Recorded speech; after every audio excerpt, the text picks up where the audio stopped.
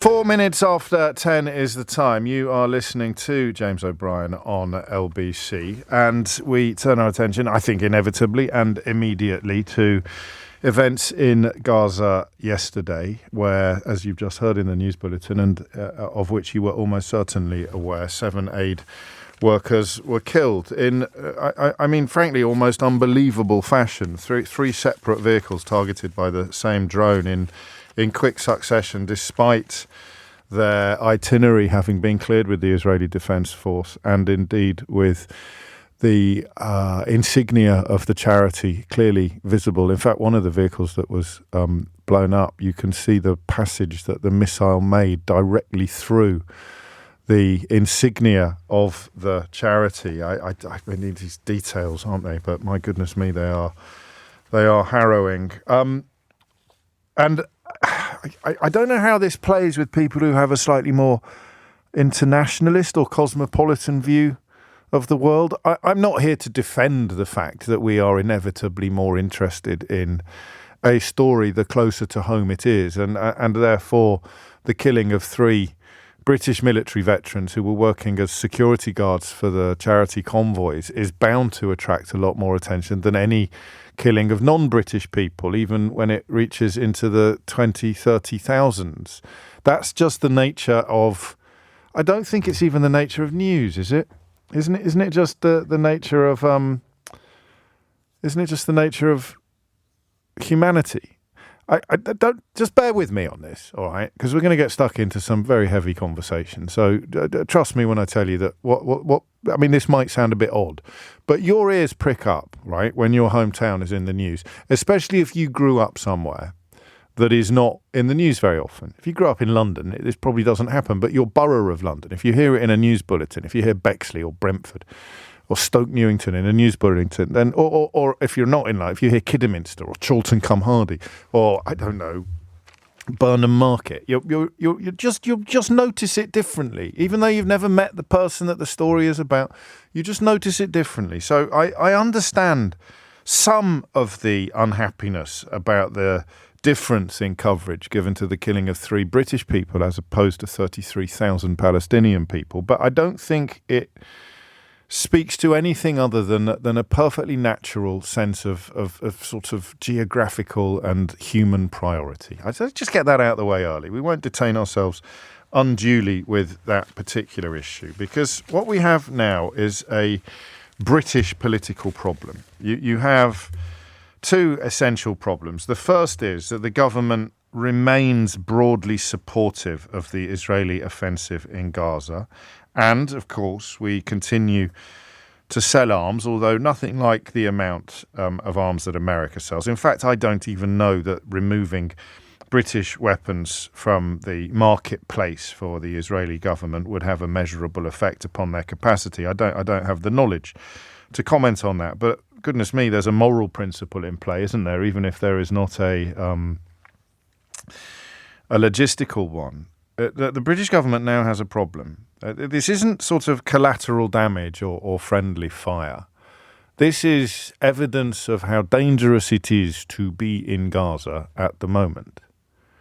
And we're only talking about it because 3 British citizens, 3 former British servicemen, have been killed deliberately. These missiles did not hit these vehicles by accident. It's important that our syntax and our language is correct. These missiles were very deliberately targeted, and it was a hat-trick of attacks upon 3 separate vehicles, deliberately spaced apart for safety reasons.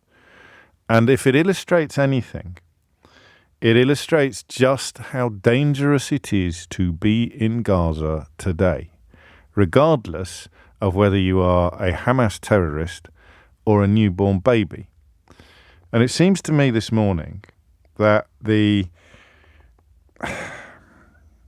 attempt by Benjamin Netanyahu's government to justify the killing of anybody and everybody has reached a critical moment. Now, you are welcome. Remember, this is a phone-in show. You are absolutely welcome to dispute and to challenge anything that I said. Unfortunately, if you're in the mood to do so, you now have some of the more shrill supporters of Benjamin Netanyahu, both in government and in the media, here in America and Israel, saying the quiet bit out loud, essentially justifying the killing of everybody in Gaza because of the actions of Hamas. And that was never going to wash, I don't think, with the broader international community. It certainly was left behind by British public opinion some time ago, a very long time ago, in fact. We've concerned ourselves on this programme with questions that I think in retrospect were quite horribly poignant, questions about when too much will become too much, when too many killings, too many deaths. How much is too much? These crucial but simplistic and largely unanswerable questions. But I think that the subtext has been, throughout, a slow move towards the place where there is no limit upon death. Remember, 0345 6060 is the number you need if you don't like any of what I'm saying. But you remember when the conversation was about how they wouldn't ever possibly target a hospital, and now they've targeted countless hospitals. I don't think there are any hospitals left. The idea that it was being surgically conducted in order to go after Hamas, that Hamas was somehow destroyable, that the prioritization of hostage releases overrode everything else. I mean, none of it really stands up to scrutiny anymore. So the resistance to the idea that Benjamin Netanyahu was embarked upon the destruction of the Palestinian people in Gaza, either through death or removal, which is, of course, logistically impossible, largely because of Israel, partly because of Egypt, I don't know that position is resistible anymore. So I have two questions for you this morning. The first I want you to really think about, and that is, what does this teach us? Because it seems to me that the refusal of Israel to let foreign correspondents into Gaza becomes deeply sinister on a day like today. We have to rely upon approved sources or the IDF or the desperate Palestinian journalists, residents still alive, because goodness knows how many have been killed. We have to rely upon that source of information for our facts. Any facts coming from anywhere else are immediately disputed. Human Rights Watch tells us that the Palestinian Health Authority is well above average when it comes to showing its workings, when it relies upon mortuaries and hospitals, or not many hospitals left anymore, as we said, but it relies upon mortuaries and hospitals for death notices, and it details, it lists, it publishes as much detail as it possibly can about anybody listed as having been killed. But still, up to and including the BBC, whenever we mention the death toll, we add, according to the Palestinian Health Authority, which is controlled by Hamas. Now, that throws doubt on the figures. So why don't we add that now to Israel? Why don't we say, well, these figures, according to Israel, which has been shown to have been economical with the truth about everything from beheaded babies. There's no evidence. Even Joe Biden talked about babies having been beheaded. There is no evidence of that. So why don't we do that with Israel now, after they killed 3 British military heroes? And they're conducting their own inquiry into it while still not letting foreign journalists into the territory. So what did we learn? What do we learn from the killing of these 3 former British servicemen? I think if you hadn't learned this lesson already, you can no longer pretend not to believe that everybody in Gaza is a target. 0345 6060 And here's a slightly more complicated question.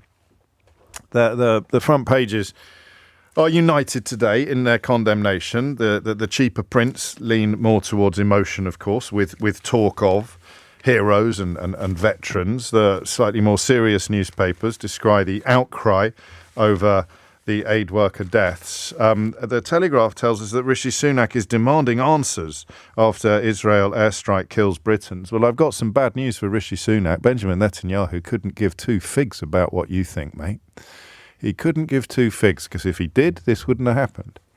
If he did, the rhetoric, let alone the military action, would have been very different if he cared a jot about what Rishi Sunak thinks. It's questionable now whether he cares about what Joe Biden thinks. Joe Biden has released a statement in the last few minutes expressing utter horror at what happened in Gaza to these aid workers.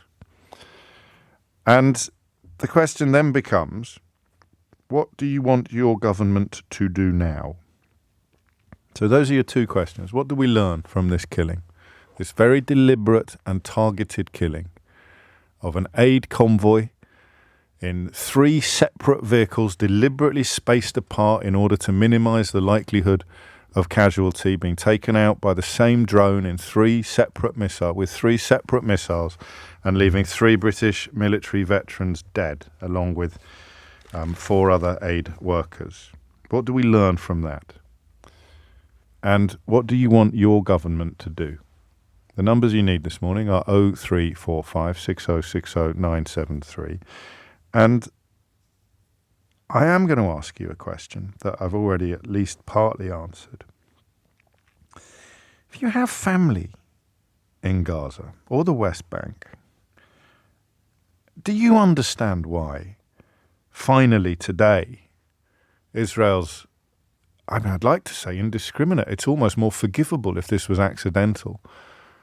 Do you understand today why Israel's very deliberate killing of completely innocent people is finally getting the coverage that you have felt for months that it deserves? Do you understand why? Because if you don't, I don't laugh or think that I've lost the plot. If you don't understand why, I think I'd like to help you.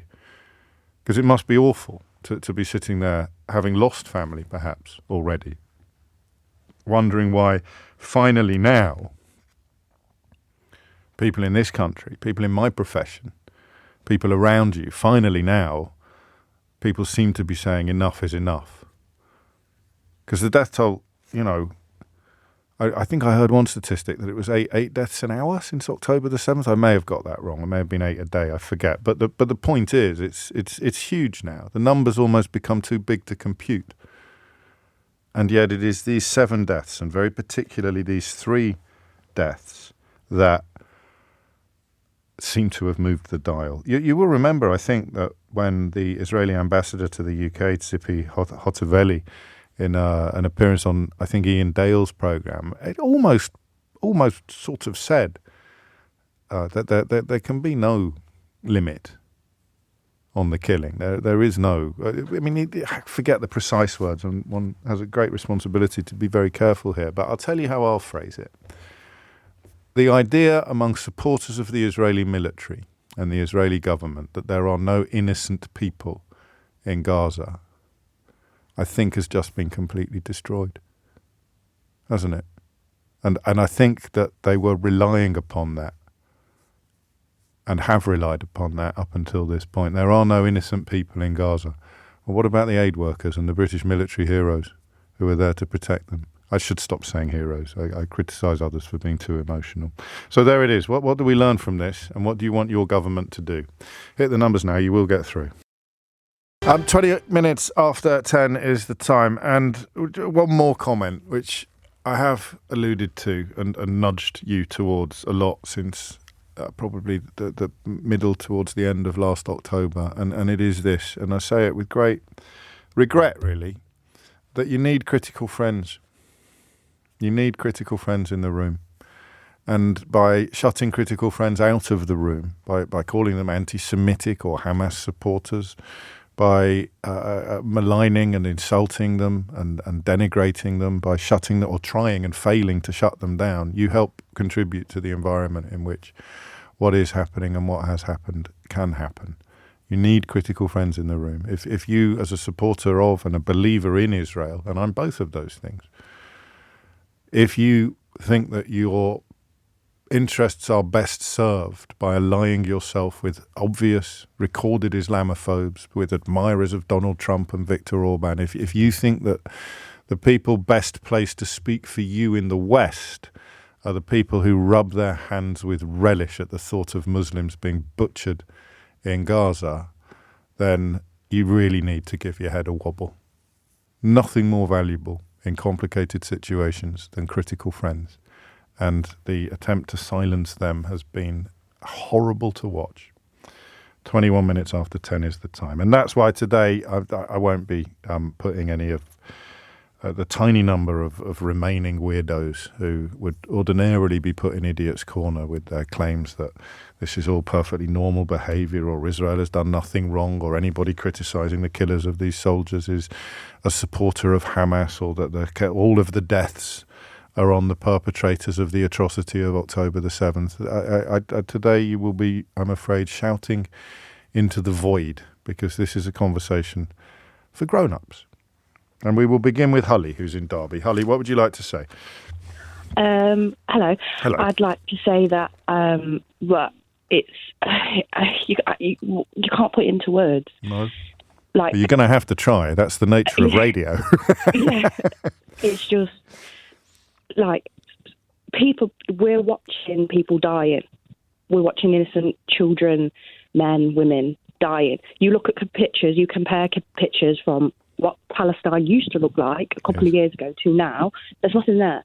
They've bombed all the hospitals. There's no hospitals. There's no aid. There's no medicine. There's no nothing. These people are dying, and we're watching that. And our government are supporting it, which is great. Which makes me so happy. It makes me so happy that Rishi Sunak's like, yeah, that's give these people weapons to kill people. It's great. I love it. I really love it. I love watching innocent children die. I love seeing it on every social media platform. I love seeing dead babies. I love it. I love seeing dead people. I just need to I fully appreciate your emotion, but I do need to clarify for people who may have tuned in halfway through that you are speaking with profound sarcasm. In fact, I interviewed 100%. Bassem Youssef yesterday, who adopted a similar position on a television program not long ago, and kind of left everybody reeling with the power of his contribution. But you wonder how anybody can not feel how you feel, I think. Yeah, we're watching, and I know a lot of people don't like this word, but we are essentially watching a genocide of the Palestinian people, and that's what we are watching. We are watching that. We are in front of our eyes that this is what's going on. We are watching journalists out of Palestine risk their lives every single day. How many journalists have died? 80? That's what's coming out. 80 journalists have died.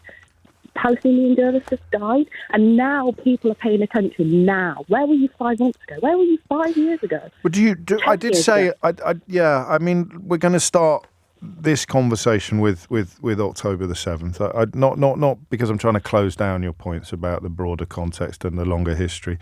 I think events in the West Bank right now deserve rather more attention than they're getting. But you do understand why the killing of 3 British military veterans focuses British attention in a way that the previous deaths you described does not. You must understand that. I do understand it, and it's sad that more people are now paying attention to it because obviously 3 British people have died. They should have been paying attention to it months ago, and obviously it hits home more to people because these people are British, and it hits home a lot more. But it should have hit home when innocent people were dying anyway. And it should have hit home. And why do you think it doesn't? Why do you think it hasn't? Because I think it's because people will say, well, that's not my problem. That's nothing to do with me. It's not affecting me, so I'm not going to pay attention to it. And that's how people deal with problems nowadays. If it's not affecting me, I'm not going to bother about it. But now it is affecting me because it's my, they're from my country, they're from where I live, they are British, la, la, la. That's when people start to care. But because they are Muslim and they don't live in this country and they don't go by this country's Christian views and they don't look like this country, it doesn't matter. It doesn't matter to them. But because now that people that do look like them and that are British have died, people are like, oh no, oh, this is atrocity, this is so bad, like we need to do something about this. Well, where was you last week or a month ago? Well, that's a question only they can answer. Briefly, what do you want the British government to do now? I want Rishi Sunak to stop sending arms. I know it's probably not going to make a huge difference, but it's going to make some sort of difference. America is probably sending 10 times, 20 times, 50 times more. Sending a lot more to Israel than it is to Ukraine, which focuses the mind somewhat, doesn't it? Yes, of course it does. Yes, of course it does. But we need to stop sending arms. We need to support the Palestinians. We need to show support to them. We need to get more aid to them. We need to help them because they have nothing. They have no army. They have no government. They have no money. They have nothing. They have nothing. They have no hospitals. They have no aid. They have no medicine. People are dying. Babies are dying. Children are dying. Innocent men and women are dying, and we're watching that, and we're contributing to that by not doing anything. I'm not saying go to Gaza. I'm not saying fight. I'm saying support your local protest. Give money, £5, £2. I've got no money. I'm on benefit. I have a 3-year-old autistic child. I've got no money, but I give what I can. I give £2 the other day. To people who've got nothing. Ollie, thank you. You use the word genocide, which I do quite correctly have to pick up on. It's your opinion and you're perfectly entitled to it. But of course, it is a threshold which neither you nor I control or police. It ultimately comes down to the Supreme Court of the United Nations in The Hague, and they are currently considering that allegation and have suggested that at the first glance it is a plausible allegation. But many people, of course, profoundly disturbed by use of that language, which is their right as well, just as it is your right to use it. Just to pick up on one point about journalists, 95 confirmed dead, 90 Palestinians, 2 Israelis, 3 Lebanese, 16 more reported injured, 4 still missing, and 25 journalists reported arrested. And that doesn't take into account multiple assaults, threats, cyber attacks, censorship, and even killings of family members. And that comes, these figures come from the Committee to Protect Journalists, an international organisation which describes the number of journalists and media workers killed, injured or missing in the war as the deadliest period for journalists since the CPJ, since the Committee to Protect Journalists began gathering data in 1992. And yet it falls to me to remind you that the Israeli government tell us that everything has been surgically undertaken and that the prioritization of civilian life has been unprecedented in the context of conflict, and that they have done more than any other army in history to ensure that innocent lives are not taken. And I think that a pinch of salt is probably necessary now, don't you? Whatever you thought yesterday. And speaking of what people thought yesterday, I am interested in how opinions shift and how ideas change. And quite a lot of you are telling me that is exactly what has happened to you. I'll find a couple of the more pertinent or sort of best put expressions of that. So, like many of us, on October the 7th, the necessity of Israel's response, although it was unspecified, was plain.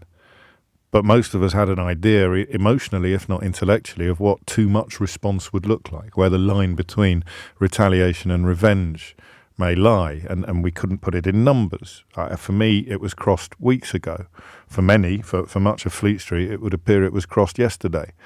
If it hasn't been crossed by you, I don't think it ever will be. And that means you're in that space that we started describing in November, where you're not prepared to say it out loud, but you are comfortable with a limitless number of deaths and casualties in Gaza, or at least you feel that they are justifiable and justified.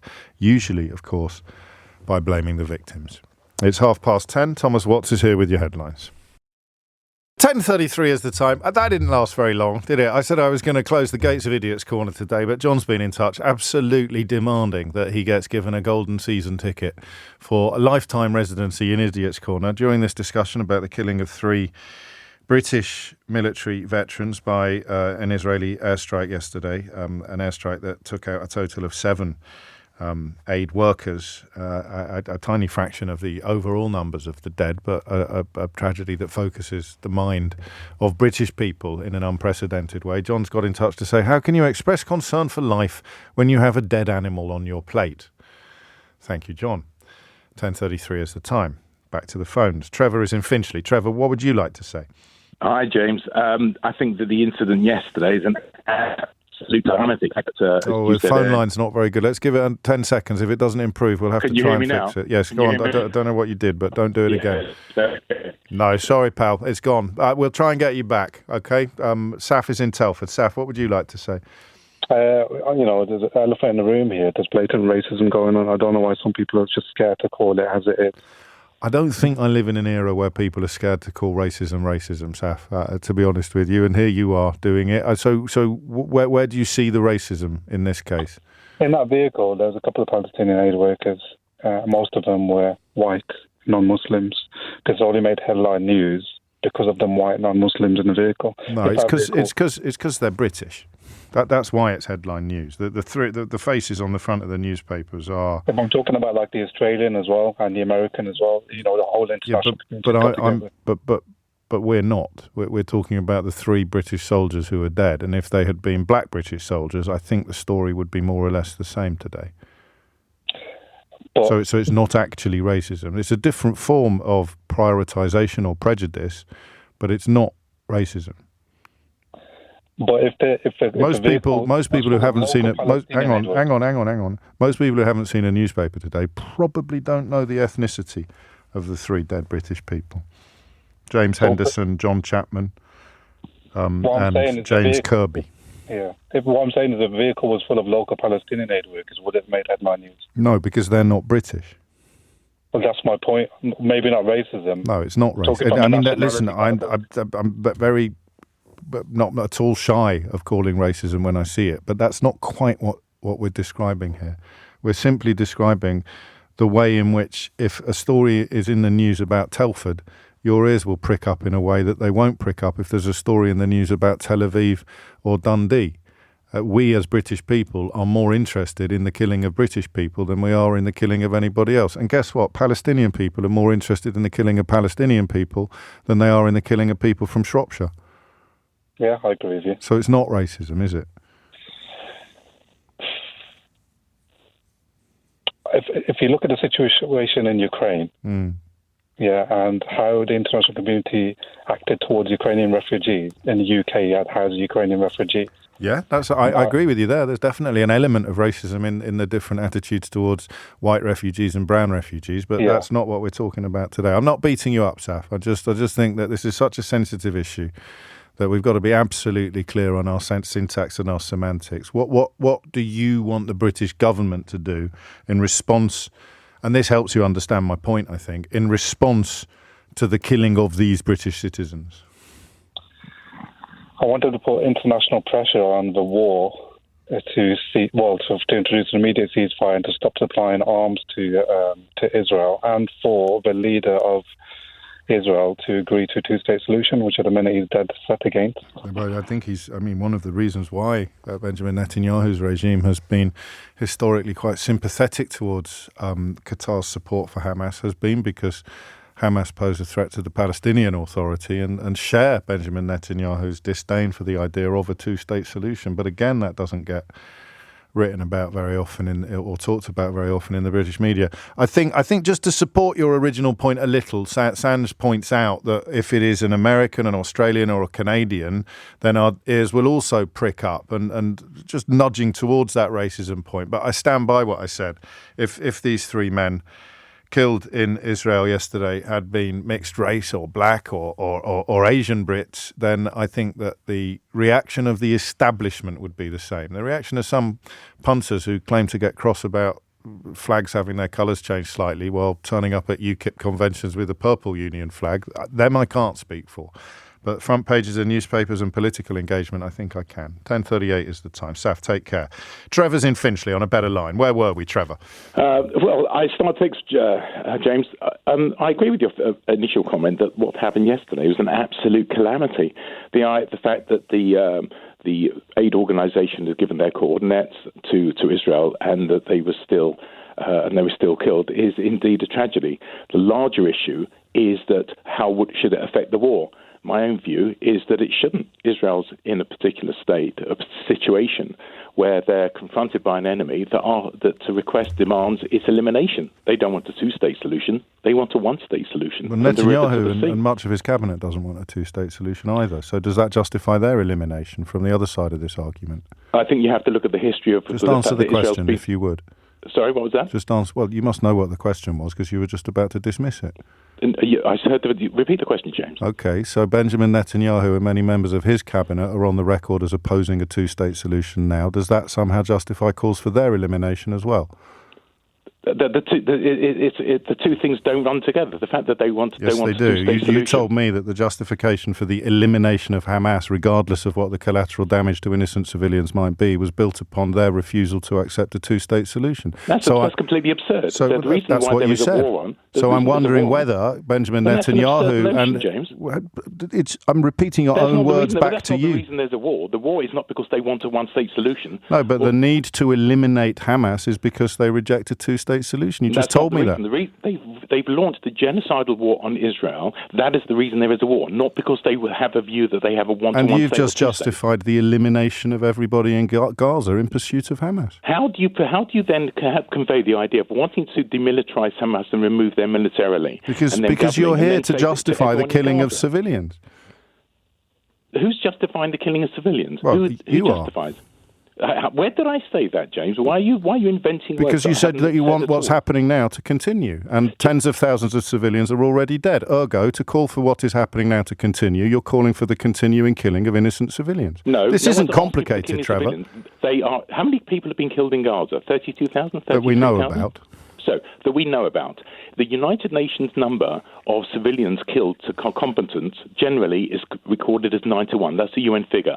The number of civilians, the people who have been killed in total, is about 32,000.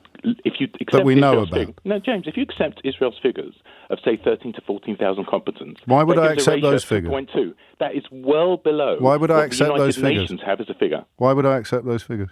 Well, you'd rather accept Hamas's figures rather than United Nations figures. You're talking about Israel's figures. Hamas's figures are more credible than United Nations. I think that Human Rights Watch has detailed the measures that the Palestinian Health Authority takes to record casualties and deaths with reference to mortuaries and hospitals, and explained that by publishing biographical details and names, they have a more reliable record than many other comparable conflict zones, whereas you think you should trust what the Israeli Defense Force tells us while refusing to allow foreign journalists into that territory. Just talk me through that.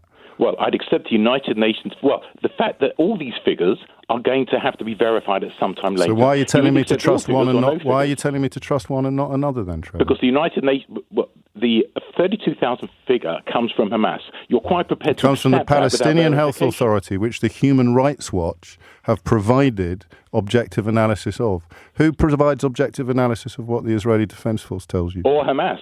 So if you're going to you can't keep doing this. I've told you what Human Rights Watch say about the measures that the Palestinian Health Authority deploy to list their death toll. Who provides objective external scrutiny of the numbers that the Israeli Defense Force provides? Well, you either accept Israel. You're going to have to answer the question at some point. Who provides objective international scrutiny of the numbers that you have come on the show to tell me I should trust? I would like to suggest to you... I'm going to ask you again until you answer the question, because we both know the answer. We both know the answer. No, we don't know the answer. No, we don't, James. Well, I'll tell you then, Trevor. Nobody. No, you have. Well, either you accept or not accept that Israel's figures are as close as verifiable as possible. Either you can denounce them because it's Israel. But I've just told you that Human Rights Watch are the body to whom I turn for guidance on this matter. Who's the body to whom you turn for guidance on whether the IDF's figures are reliable? Well, the United Nations Human Rights Watch is an organisation that has vilified Israel in the past. Okay, as being so they're biased as well. So I would. So then we come back to this question: why won't they allow foreign correspondents into the territory? I've no idea. You'll have to ask them. Let's think it through together, shall we? Because here we are arguing about the facts. Why is that important to you? Why is that important to having all having? Well, because I believe in objective. I believe in objective external scrutiny, and I'm intrigued as to why you think Israel rejects it at every turn. I think there are more important issues at the moment. Yeah, but you've rung in to talk about these issues, so you'll indulge me. You'll indulge me then, Trevor. Why would Israel refuse access to foreign journalists when people like you are so keen to have objective facts established by trustworthy outside sources? Well, there are journalists there. There are Palestinian journalists there. Do you not accept that? So we come back to the question. No, you've told me that I can't trust Palestinian figures. There are journalists there. Yes, why won't Israel allow foreign correspondents in? Why won't they allow Katya Adler in or Matt Fry? Why won't they allow Christiane Amanpour in? Why won't they allow people that have visited and reported on every other war zone in the world? And you're going to have to answer one of my questions. My answer to you is, have you posed that question to them? Have you posed that question? Has LBC posed that question? What's the answer they've given? Pose that question to whom? Have you posed the question to the Israeli authorities why they won't allow LBC, BBC, Sky, why they won't allow them? Have you posed that question? I will when I get the opportunity to ask them, but right now I'm asking. Sure it's been posed. Right now I'm asking you. Well, I think and you're the answer to the question, Trevor. This is what you don't realise. See, you are the answer to the question, because if they allowed foreign correspondents in to provide independent verification, to provide international scrutiny, to report objectively, you wouldn't be able to ring this programme and say the things that you've just said. James, you know what? If there were journalists involved, what they would find is that arms in maternity wards, you see? Guns in pillowcases. Yes, so then why wouldn't they? See, you've done it. You've proved my point even more powerfully. So everything, all of the journalists would discover things that completely support your position. So you must be furious that they're not allowed in. No, because I trust the Israeli military authorities to make judgments that are right. They've just killed three. They've just killed three British aid workers. The people you trust to make judgments have just killed 3 British aid workers. Before you go, you remember when they shot 3 hostages who were wearing their underpants? The Israeli hostages. Yeah, the ones waving the white flags, wearing their underpants, who'd escaped. How's that? What's the latest on that investigation? From the people that you trust. James, we're in the middle of a war. The fact that every single awful incident, like yesterday... Are you going to answer one question that I've asked you, Trevor? I've no idea if I'm sure. These are the people that you trust. I'm just looking for the grounds. What's the latest on that investigation? Because you're trusting them to conduct this investigation. What's the latest on the shooting of 3 Israeli hostages by the Israeli Defence Force, wearing their underpants and waving white flags? The hostages that we're told and you believe that countless civilians have to die to secure the release of. Why do you put words in people's? What do we have to? Where has anyone mentioned you're so polluted by your own and corrupted by your own language? Here we go. You put words into my mouth that I never said. You said that the war has to continue. The war absolutely continue because they're faced And how with many an army civilians have died so far? So that means the killing of civilians has to continue. I can't explain your own thoughts to you, Trevor. You have to take responsibility at least for them. And I'm very happy to do that. But except you're not, are you? Because you don't want independent journalists in the region. You don't want anybody to believe the figures that are provided by anybody other than the Israeli Defence Force, who you claim you trust completely, while you can't even tell me the state of the investigation into their shooting of the hostages that you claim the release of is the justification for the entire conflict in Gaza in the first place. Why does the UK government support Israel in its war aims? Why do they Sorry, do that, say James? that again? Why does your government support Israel in its war aims at the moment? Why do they do that, James? That's a brilliant question. What do you think, James? Give me your own independent objective view of why England, the British government, is supporting Israel in its aims of destroying Hamas. Why do you think that is? Well, they're not, are they? No, they're not supporting. They've called. They have absolutely laid down a red line on Rafah. They've made it absolutely clear that they don't support war crimes. They've made it absolutely clear that they don't support a ground offensive. That they don't support a ground offensive in Rafah, and they've made it absolutely clear that the unnecessary killing of civilians is something that can't be countenanced. Israel riding roughshod over all of that, absolutely. Again, you make a brilliant point. Benjamin Netanyahu has made the British government look both ridiculous and weak. I think the British government has been Hang on, strong. You're asking me what I thought. Okay. So I'm answering your question. Benjamin Netanyahu has made the British government look ridiculous and weak, just as he has made you look ridiculous and weak. Well, profoundly wrong. Wish you reject my view. But hang on, you just talked to me about pollution. You got personal first, Trevor. I'm only meeting you on your own battlefield. No, I haven't. I haven't defined your opinion or anything like that. But the British government. So we'll return to what to me is the killer question, the most crucial question of all. What is that? And that is, why won't they let journalists in? Perhaps it's too dangerous to have the journalists. The journalists make that decision. Journalists made that decision. No, but it's for the military authority to decide whether it's prudent, given their military operations. And then 2 minutes ago, you were reminding me that there are Palestinian journalists there. Yes, there are. Yeah, so why won't they let foreign correspondents who are absolutely chomping at the bit to get into Gaza? Well, I don't understand. You're not going to answer it. You know that. I know that. No. We know what the answer is. We know that it's because Israel cannot countenance what would actually be reported. Hiding arms in maternity wards? No, because they can't let journalists in, because if they did, you wouldn't be able to come on the radio and tell lies like that. A lie of finding arms and finding munitions in a maternity ward, is that a lie? Well, you tell me the journalists that have reported that. No, you've just bold-faced said it was a lie. So obviously you have evidence. You tell me the journalists that have. You tell me the journalists that have reported that. You tell me the journalists that have reported that, or have you taken that from the same people that killed the 3 British aid workers yesterday? I take that from the video evidence of the army who have gone in. Say that again. Say that again more slowly. The video evidence that who? The video evidence from the Israeli army, from lady soldiers. So there we are. And that's the answer to your question.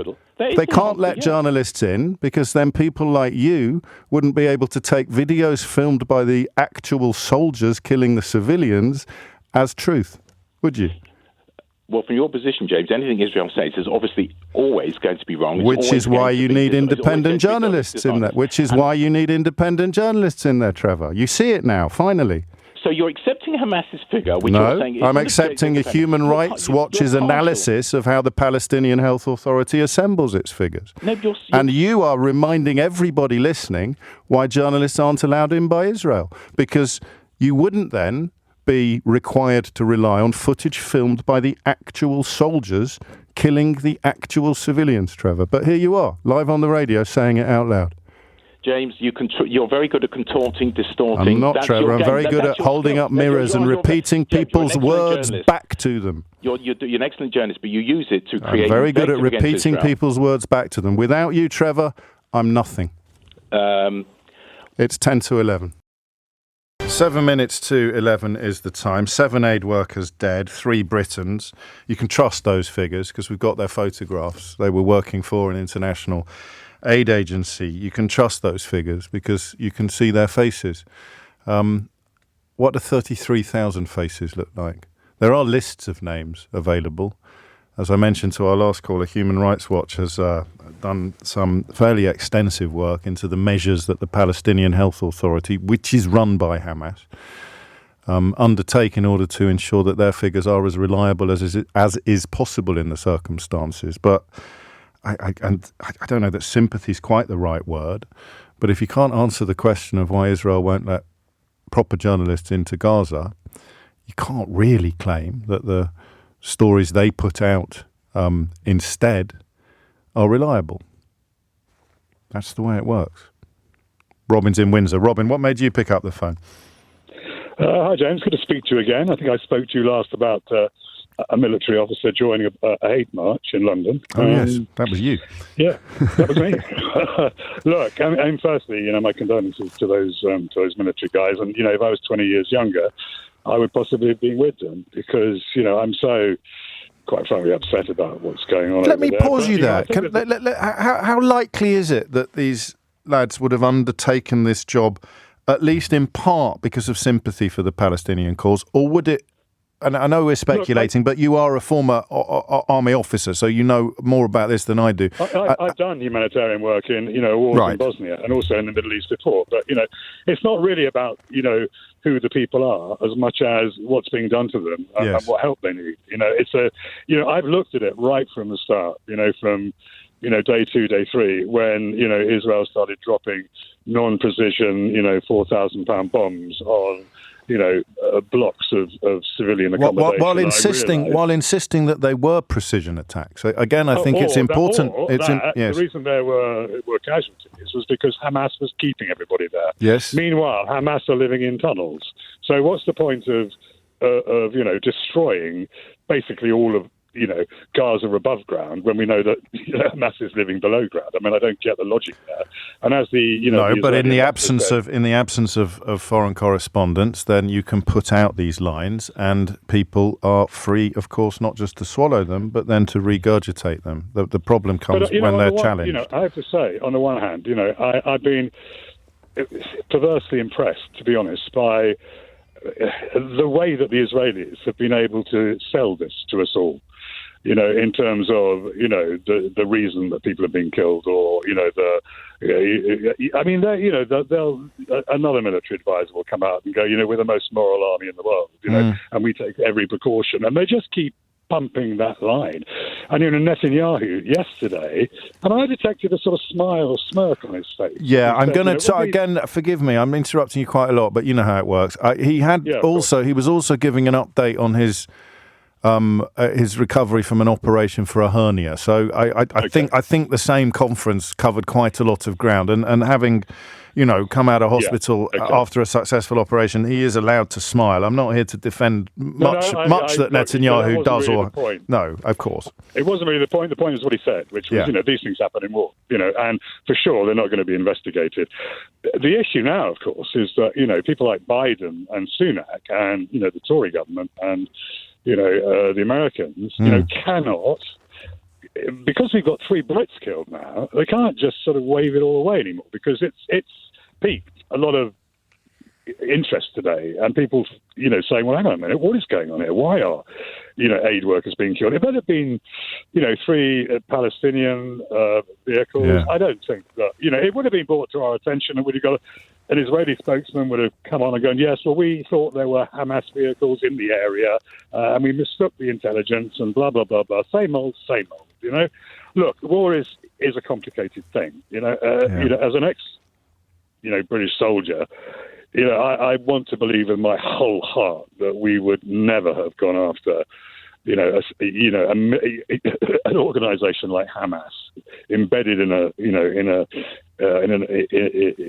place like Gaza in the way that the Israelis have. I mean, they just basically destroyed it, and it's not over yet, which is why the last call was, I think, unintentionally chilling, because the support for this to continue, more civilians to die in the tens of thousands, more aid workers to be killed as a form of collateral damage, more journalists to die, the Palestinian-based, the Gaza-based journalists who were there when it started, because, of course, the determination to keep out foreign correspondents remains a crucial part of the program that Robin describes, the ability to get talking points out there. Mick's been in touch to say, I can't believe you're talking about this and not the beheaded babies of October the 7th. Again, look that up, Mick. Look that up. It's a claim that reached the White House. It came out of the mouth of Joe Biden, and yet the evidence to support it is non-existent. There isn't any evidence to support it. Which is, the question of why the atrocity of October the 7th was not atrocious enough in and of itself is one that I can't answer. Why on earth would you need to embellish or exaggerate details of something that was objectively disgusting? I don't know the answer to that question. It's coming up to 11 o'clock. The question of what the British government should do in response becomes, I think, ever more acute. 3 minutes after 11 is the time. Again, clarity is important when the difficulty of getting independent journalists into the Gaza Strip is so acute. Foreign correspondents who've reported from every war zone in the world prevented from getting in there. The number of journalists dead, record-breaking, as we've seen. And actually, the number of aid workers killed so far is also unprecedented, but the killing of 3, and I don't know if defending is the right word, but I am unconfused and untroubled, in a sense untroubled, by the mathematics of concern. That obviously British media, British people, British politicians care more about the killing of British people than they do about the killing of non-British people. I guess that if you're asking how you can care more about the killing of 3 British people than you do about the killing of whatever figure you prefer, 20 or 30,000 Palestinian civilians, it becomes a little harder, perhaps, to explain. But it is what it is. Haaretz, which is an Israeli news outlet, and others have undertaken investigations into what is called a kill zone, just on that question of the death toll, and they have spoken to Israeli soldiers and former reservists who describe, well, here's a quote from one, actually. Here's a reserve officer who has served in Gaza. In practice, a terrorist is anyone the IDF has killed in the areas in which its forces operate. So a host of reserve and standing army commanders have talked to Haaretz, casting doubt on the claim that all of these, and they claim about 9,000 of the 32 were terrorists. They claim that they were terrorists. They imply that the definition of terrorist is open to a wide range of interpretation. It's quite possible that Palestinians who never held a gun in their lives were elevated to the rank of terrorists posthumously, at least by the IDF.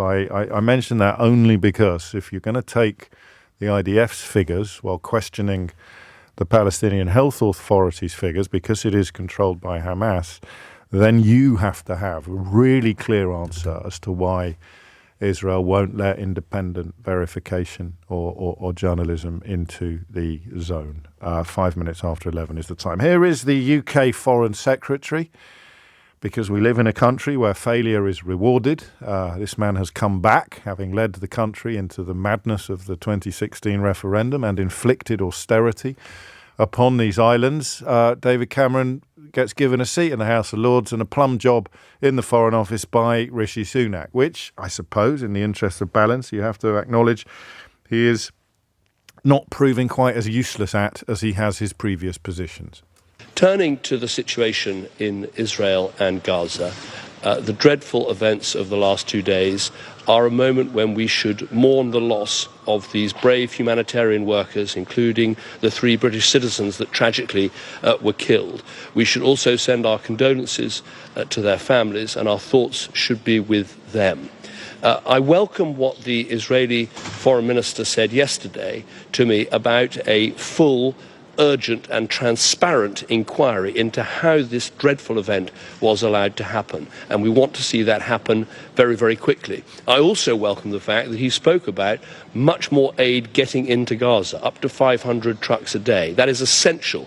We've been promised these things before, and this really needs to happen, including longer opening times at the vital crossing points. But of course, the extra aid won't work unless there is proper deconfliction, unless aid can be taken around Gaza and we avoid the dreadful incidents like we've seen in the last couple of days. That is vital, and Britain will be watching very closely to make sure that that happens. Thank you very much. Foreign Secretary. What does it mean, really? How closely do you watch these events? How likely is it that this signifies a sea change? I think I've seen reports already that Joe Biden is ready to send 50 F-15 fighter jets, even in the aftermath of what's happened in the last 24 hours, worth about $18 billion. The UK, of course, continues to supply arms, although I think on a negligible, close to negligible scale. I could be wrong about that. And public opinion, of course, has abandoned Israel long ago, thanks to the actions of Netanyahu and his closest allies. So what I did 2 questions here, really. What will the government do? Answer, I fear nothing. What would you like it to do? Answer 0345 60 60 973. I mean, a feasible, meaningful. Talk a lot about sanctions, don't we, in the context of everything from water companies to misbehaving youths or internet providers. You know, the big social media companies, they won't do the right thing unless they will suffer more from not doing it than they will from doing it. You know, the idea that you can only really get people to do the right thing by exerting enormous pressure on them. I don't see Sunak or Cameron doing that. There's a couple of Tories who've already criticised Cameron for not being full-throated enough in his support for Benjamin Netanyahu's offensive in Gaza. And, of course, they'll be quiet. But for how long? They'll be quiet today. You see the 3 hostages who were killed. It's an extraordinary story, that, which, again, was reported in muted terms. Three hostages who had escaped or eluded their captors, removed all of their clothes in order to prove that they were not, for example, carrying suicide vests, waved white flags as they, with enormous relief, approached IDF soldiers and then got shot dead. That was the last thing that the IDF was going to mount a full and frank and transparent inquiry into.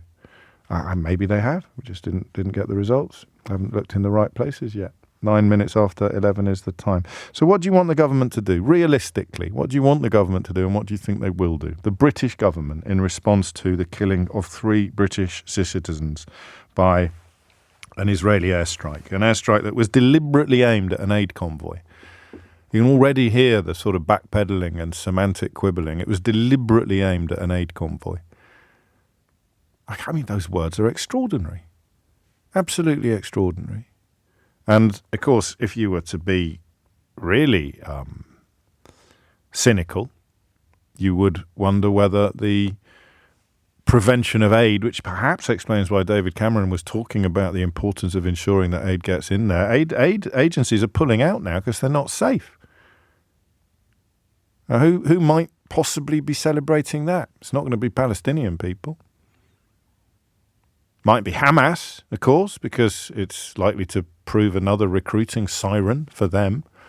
The graver the privations, the bigger the death toll, the more indiscriminate the killing appears, the more likely Hamas is to enjoy a recruitment surge. And I think that elements of the Israeli regime would be celebrating as well, because if you think that everybody in Gaza is guilty, if you think there are no innocent people in Gaza, which has moved ever closer to the mainstream discourse now, here and in Israel itself, then why have any aid at all? Steve's in Bodmin. Steve, what would you like to say? Oh, hello, James. Hello, well, Steve. I hope I can relate this calmly. I have two takes on this, which I said to your producer. The first is that this is the IDF's AI system gone rabid. It's a system that has been developed to deliver the maximum amount of ordnance on the maximum amount of targets, which, of course, it wouldn't be able to do if it wasn't supplied with the munitions from the United States. I believe that the system has been nicknamed in Hebrew, or translates as the gospel. So that was one take, that it's their AI system, automated system for attacking moving objects, and it's just out of control. Right. What are you basing this on? I mean, I'm always slightly wary of people who've done their own research, but is this a field that you've worked in? Or? Okay, you've read this, have you? It's a newspaper report. None of us can read everything. A few weeks ago. Okay. It was a few weeks. No, probably a couple of months ago. Okay. Yeah. But and the second thing? The second thought is that it is depressing and distressing to contemplate, because it is so unconscionable, and that is that they would deliberately target an aid convoy to put off aid agencies from helping the people of Gaza because they deliberately want them to starve. And that is a frightening and depressing thought. I don't know how to respond to that.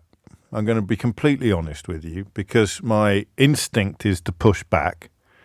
And yet, after that conversation with Trevor, I find myself wondering whether we're all actually victims of the strangling of objective news reporting, and we're all victims of the unleavened diet of the IDF's version of events. And so I all I can say is that I really hope you're wrong.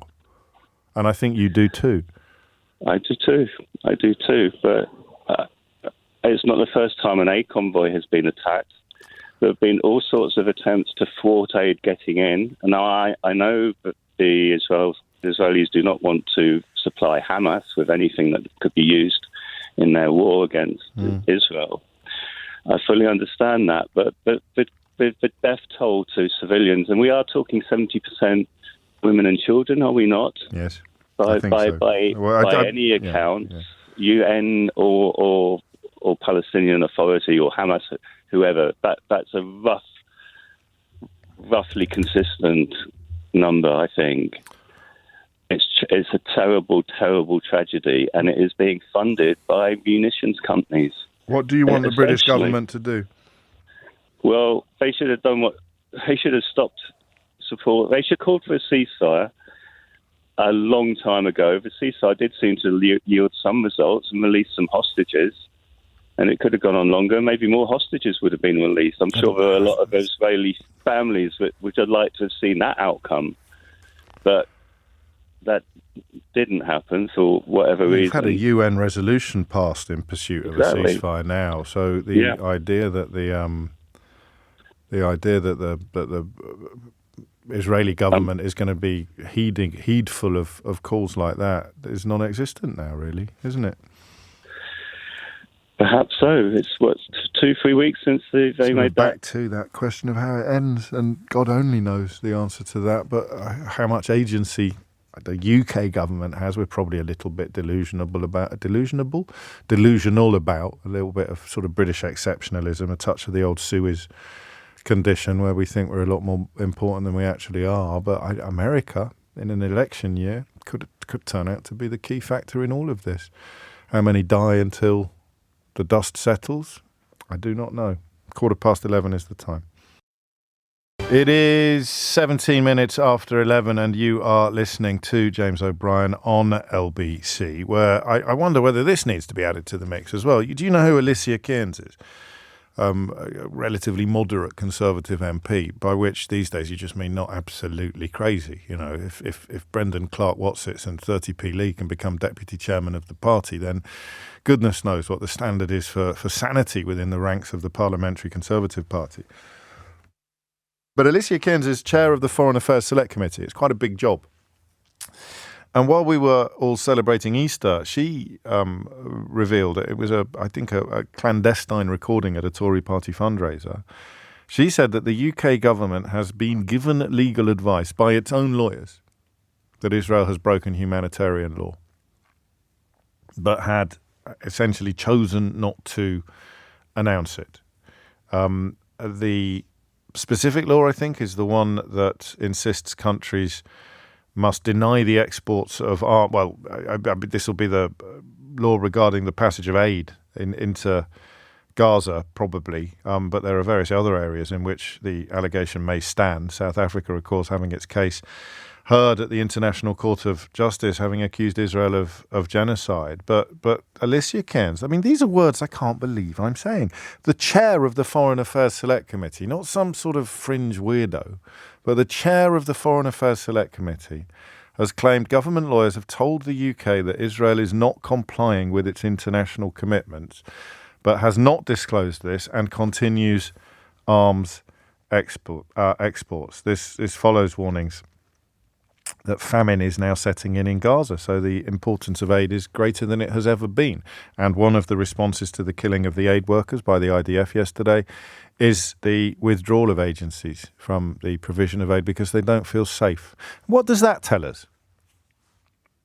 That tells us that the people on the ground in Gaza don't believe Israel when they talk about intelligence failures or unavoidable consequences. That tells us that they don't think that this is a freakish aberration. I think it does. Perhaps I'm reading too much into it. But these aid agencies know that risk is a routine part of their existence. For them to reach the point where they think that risk is untenable, that risk is too high, surely suggests to any fair and honest observer that this particular attack on this particular convoy, to them, speaks of much more than incompetence or intelligence failure. You tell me. I'm not an aid worker in Gaza who risks their life already, but considers that this event has rendered that risk unbearably, untenably high. 20 minutes after 11 is the time. And I'm trying to think of other contexts in which the chair of the Foreign Affairs Select Committee revealing, or claiming, whatever you prefer, that the government's own lawyers had told the actual government that Israel, which continues to receive arms, military support from us, arms exports, that Israel had violated humanitarian law, human rights law, under the analysis of our own lawyers. So what do you want the government to do? 0345 6060973 is the number that you need. 21 minutes after 11 is the time. Sophie is in Ealing. Sophie, what would you like to say? Oh, morning, James. Hello. It's a real pleasure to speak to you. Oh, and I hope I know so. we're not allowed to be emotional, but you're my hero. Oh, stop it. Thank you. Look, I mean, there's so much we can say about this topic, but I'm just going to just think about the killing of the 3 servicemen. I think what that's done is it's really the British government has been allowed to kind of look away and make excuses for Israel for a long time. Just because I think it's aligned to the US and the US has a certain position. And but now that 3 British aid workers and servicemen have been killed, they can't. They're forced to now address the issue. Because I think with before this happened, 70% of the British public, from my understanding of sort of media information, were in favour of a ceasefire. And I think if the British government didn't take this stance and be really quite firm about it. What day is it? It's Wednesday. I mean, will they be hoping that it's dropped off the news agenda by Monday and that Netanyahu continues doing what he's doing now, and we continue to watch elements of the world object and other elements wave it through, and Joe Biden continues to send fighter jets, and we continue to send ordnance. I don't know. I don't know. This is the horror of it all. It's the idea that you can, the US sat in the UN Security Council and abstained from the ceasefire for the first time, but then the next day they sent arms to Israel. Now, what does that tell you? Now, words are cheap, but actions speak much louder than words. And so we have a situation here where and especially in light of the leak from the Alicia Kearns. Yes. Were you aware of that? Yeah, I heard about. I read about it. It's mad how the day in which something comes to light can have such an impact upon the amount of coverage that it gets, isn't it? It's crazy, really, in a 24/7 universe. But here we are. This is the point. This was leaked, I think, a few days ago, but it now has much more force because of the situation we're in now with the 3 servicemen. But my fear is this: the British government now is, now that this has leaked, I think it's going to have to take very seriously. It's going to have to really consider the legal advice that's been given. Because I do remember that. I don't know if you remember that the select committee where Lord Cameron was being questioned by Alicia Kearns, and she asked him if he'd had legal advice, and he denied it. I don't know if you remember that. That was a while back. No, I don't remember that, but I do think I've seen some footage of the Prime Minister, I forgot his name for a minute, of Rishi Sunak being asked about it. I'll see if I can dig that out. And that's since Alicia Kearns' claims at the weekend were made public. So what's the point of having government lawyers if they are not exactly? Lawyering? But also, this is about the fact that this has gone to the ICJ. The ICJ is investigating the matter. It's said that there's plausibility of genocide. And we have the British government, who historically have a connection to this story. We're not going to go into that. Okay. But and now, does the British government really want to be complicit with the killing of aid workers, of children? I don't know if you. And this has shocked the British government, but the British public have been shocked by incubators with babies that are are dying. So I think that's one aspect. But cynically, your earlier caller said, is this a deliberate thing by Israel? I really do think it is, and it's shocking. And I think the impunity that the Israeli government have, I think they know that no matter what, because they've got the backing of the US and the British government, even if they do the worst things, really, really, what is the world going to do? Nothing. And they know that. So if they push the aid workers out, which is their tactic, because don't forget that the shooting of the aid trucks, that's still being investigated. I've seen propaganda suggesting that there is no famine in Gaza and footage filmed elsewhere in the world or at different times in history of kebabs and restaurants. And I think we had a little flavour earlier on the programme of the mindset that's desperate to believe that stuff while ignoring the fact that proper journalists aren't allowed in. So it's out there. The permission to deny that famine exists is out there, and it's being sold by the Israeli government in some cases. Yeah, and you look, the UN order to increase aid last week, UNRWA have been banned. They're banning Al Jazeera journalists. Don't forget the Israeli government, if they're going after Hamas, why are they killing journalists? Why are they, going after hospitals? Why are they killing doctors in the chest when they're working? There's so much that is going on. It's to really, it is to destroy the whole infrastructure of that place. It's to lose all hope, no aid. Who's going to go and help in Gaza when they're going to get killed? Don't forget there are 3 cars. There are people in the cabinet who would already be calling for Gaza to be settled then by Israelis. I wish some of this wasn't true, because it sounds almost incredible. It sounds almost too much to be plausible, but these people exist, and they increasingly, as time has passed, have said things out loud that would once have sounded a bit fanciful or speculative, and Sophie's exactly right. And of course, if you're uncomfortable with anything that she's said about doctors being shot, or about babies in incubators, or about famine, or about any version of events that you don't like as a supporter of Benjamin Netanyahu, or just as a good person who doesn't want to believe the worst, then you have to wonder why they won't let Matt Fry into Gaza, or Katya Adler, or Lise Doucette, or John Simpson. Why? You have to ask yourself that, and you have to answer it as well. That's a bit harder. It always is. 27 minutes after 11 is the time. Just to clarify one thing that Sophie said, the International Court of Justice made a legally binding order last week. This is what she was referring to. She knew what she was talking about, but just in case you didn't. And this was as a consequence of famine setting in. It's all part of the case brought by South Africa accusing Israel of genocide, an allegation, of course, that Israel stringently denies. Mark's in Belfast. Mark, what would you like to say? Hi, good morning, James. Hello, mate. What's on your mind? James, it's actually quite infuriating that my taxes, along with the rest of the British taxpayers' monies, are being used to send weapons systems to slaughter innocent people, is how I see it. Sunak needs to get a backbone and get off Joe Biden's back. Don't follow the US. They love nothing more than a war. Cut Benjamin Netanyahu completely off and issue a warrant for his arrest.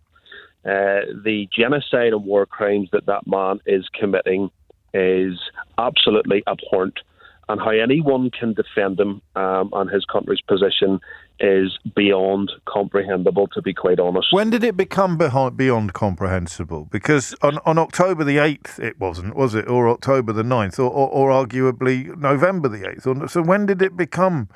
I know this is a crass question. I'm addicted to this question. I don't know why, Mark. I guess sometimes I'm as guilty as anyone of looking for simple answers to complicated questions. But when did it become untenable? When did it become inconceivable? In my opinion, James, it was untenable from day one. Okay, fair enough. It's an answer. Yes, it was horrible what was inflicted on the people of Israel by Hamas. But at the end of the day, two wrongs don't make a right. To go in all guns blazing and to level an entire land, killing innocent people, is not the answer.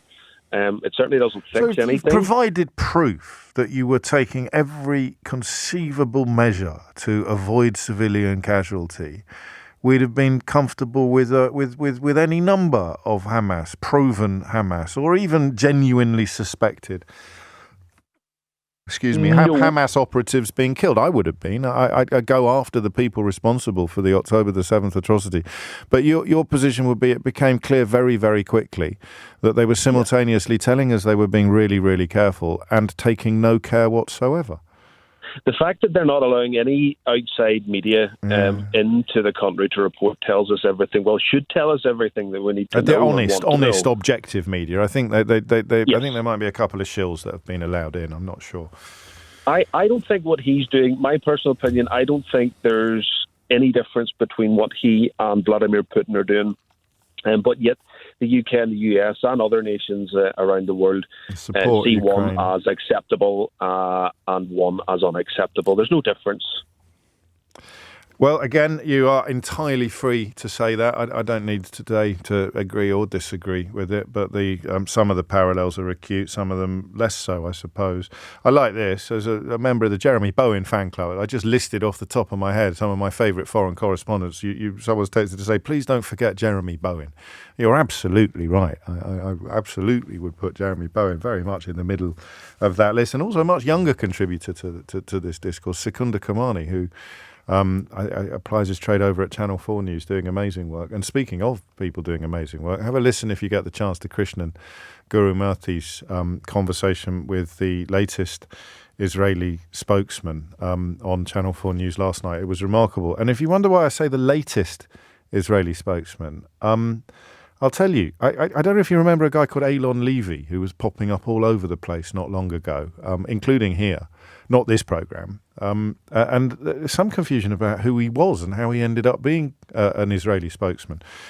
At the Times of Israel, he's been suspended and I think is no longer a spokesman after essentially accusing the British Foreign Secretary of lying about the passage of aid into Gaza. The Times of Israel, and I'll retweet this article, has done an extraordinary investigation into how somebody can pop up on every television station, radio station in the country with no background or particular. It's and it's an interview with him, so it's not even speculative. But sometimes I find myself listening to programmes all over the British media and thinking, who is this chap? Where did they find him?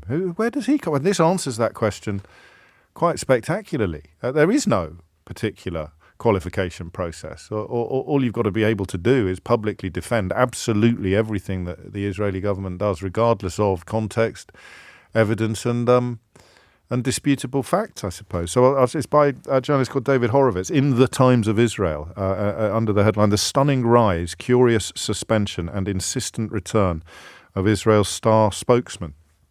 An extraordinary piece, which I'll share with you imminently, while you enjoy the very latest news headlines with Thomas Watts. And the time is 24 minutes to 12.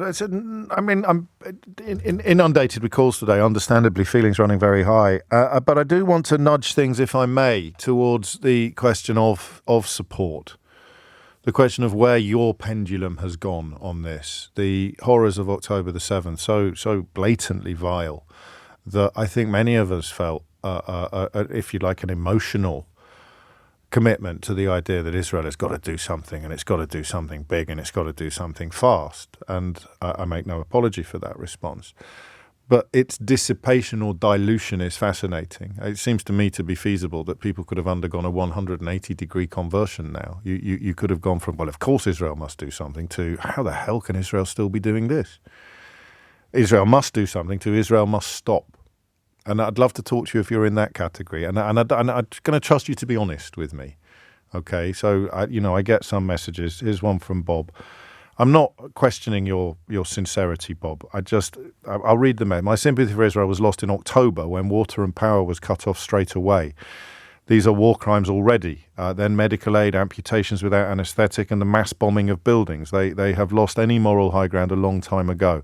I just would question politely and kindly how much sympathy you had for Israel in the first place. But maybe I'm being unfair, but you see what I mean. Luckily, I get recorded. You know exactly what I said in the immediate aftermath of the October the 7th attacks, and I think understandably I came in for some criticism for being quite full-throated in my belief that Israel not only had the right to respond robustly, but needed to respond robustly. I stand by that.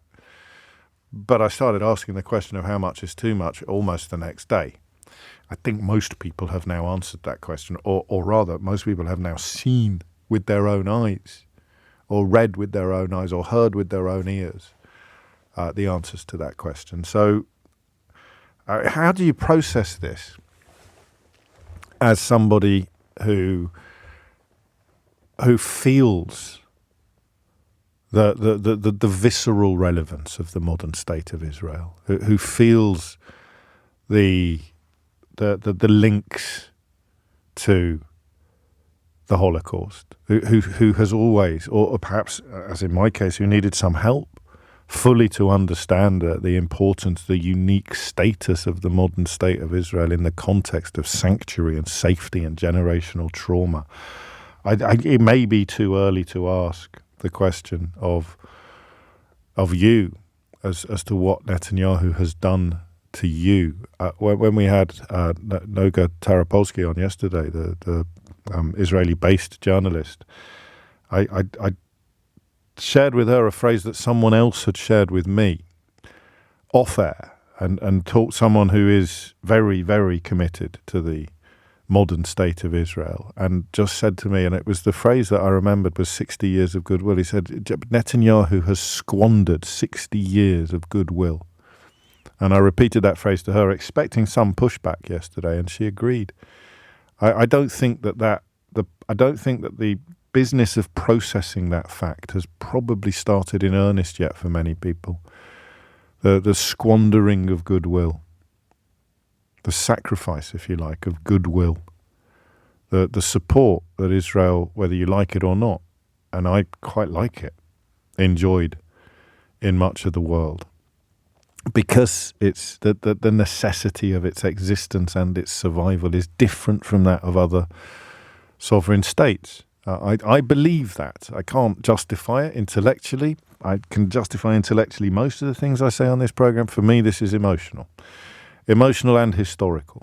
the unique status of the modern state of Israel as a space of sanctuary for a people who have endured millennia of persecution, culminating in the Holocaust, but peppered with pogroms and murders and myriad other modes of persecution. Not quite uniquely, I think that the Roma merit similar treatment, but the numbers, of course, are much smaller. And I still subscribe to that. But how on earth you sustain unquestioning support now for what this man and his acolytes have done is, I'm afraid, beyond me. It is beyond me. 41 minutes after 11 is the time. There's two articles I keep meaning to tweet. The one about the guy that was everywhere 10 minutes ago as an official government spokesman. I've just retweeted that one. And I should put out that Haaretz article as well about the kill zones in Gaza and the reasons to be profoundly skeptical of the claims by the Israeli army that 9,000 terrorists have been killed since the war began, increasing evidence or testimony from defense officials and soldiers that these are often civilians whose only crime was essentially to be in the wrong place at the wrong time. Abby's in Kensington. Abby, what would you like to say? Hey, good morning, James. Hello. First-time caller. I've been listening to your show since I moved to London. Gosh, thank you. So I'm just trying to understand. So Israel, UK, and other Western partners have a solid partnership. Now, my question is, what do you get out of that partnership? What is, for example, in this case, the UK, what do we get out of that partnership, that allyship, that friendship? Because I thought when we're in a partnership, whether that's business or, personal, there's checks and balances. There's certain things that you cannot do, right? Like cheating, lying, deceiving, killing. At what point does the Western powers or Israel's partners say, look, man, this is enough is enough. Like you've done enough damage. When does it stop? I think that your question is very, very powerful, and I don't know whether it's rhetorical or not, but the answer is being lived. There is no answer to this question on a statute book or on paper or in a convention. There is no answer to this question because Netanyahu is testing the limits of what you describe in a way that they have never been tested before. Thank you. Yes, and these three victims, British citizens, are not the first aid workers that have been deliberately targeted or killed. I mean, I think the number is something around 196 aid workers that have been killed by Israel. I remember, I don't know if you remember a few years ago. I don't know that they were all incidents of deliberate targeting, but the number I think is no. But we will know that some of them definitely weren't. Yeah. Look, what I'm saying is, do you remember a few years back there was a young American woman who was bulldozered by the IDF? Yes, of course I do. Has anything come out of that? Has anyone been punished? Nope. The answer is no. So, but to my shame, I can't nod along with that. I don't know for sure that is true, but I'll take your word for it. I can tell you for a fact no one has been prosecuted. Nothing has happened or come out of that. It was just she happened to be at the wrong place at the wrong time, which is extremely sad. But the point I'm making is whether these three victims, I'm sure we'll find out about more victims, and the frustrating part is nothing is going to change. Not that these three British victims are worthy or have more value than the 20 or 30-some thousand folks, civilians who've been killed, whether you want to dispute the numbers or not. Nothing is going to change. My point is nothing is going to change until you put your foot down and you tell your partner, you hold them accountable and you say, look, enough is enough.